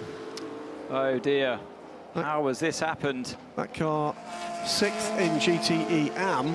Now, what is this going to do if we need an intervention? Oh, contact again in the Lesmos. It is. This is the 60 car going down the inside. Squeezed out of room. Matteo Cassoni, you should know better. Yeah, that's pretty clear cut there. No further action, by the way, interestingly, between Phil Hansen and Phil Hansen. Yeah, in that second Lesmo. No further action. Yeah. Really? That was a lucky escape, I think. I think so. It was really a lucky escape. That is going to require, I think, a full course yellow. At the very least. And we're going to full course yellow in 20 seconds time. 20 seconds for full course yellow. The number 8 Toyota, by the way, is still in front as we speak of the number 7. Now he'll be going... Safety car. Oh, he definitely needs a safety car. Yeah. 8, 7, 6, 5, 4, 3, 2, 1. Full course yellow, full course yellow.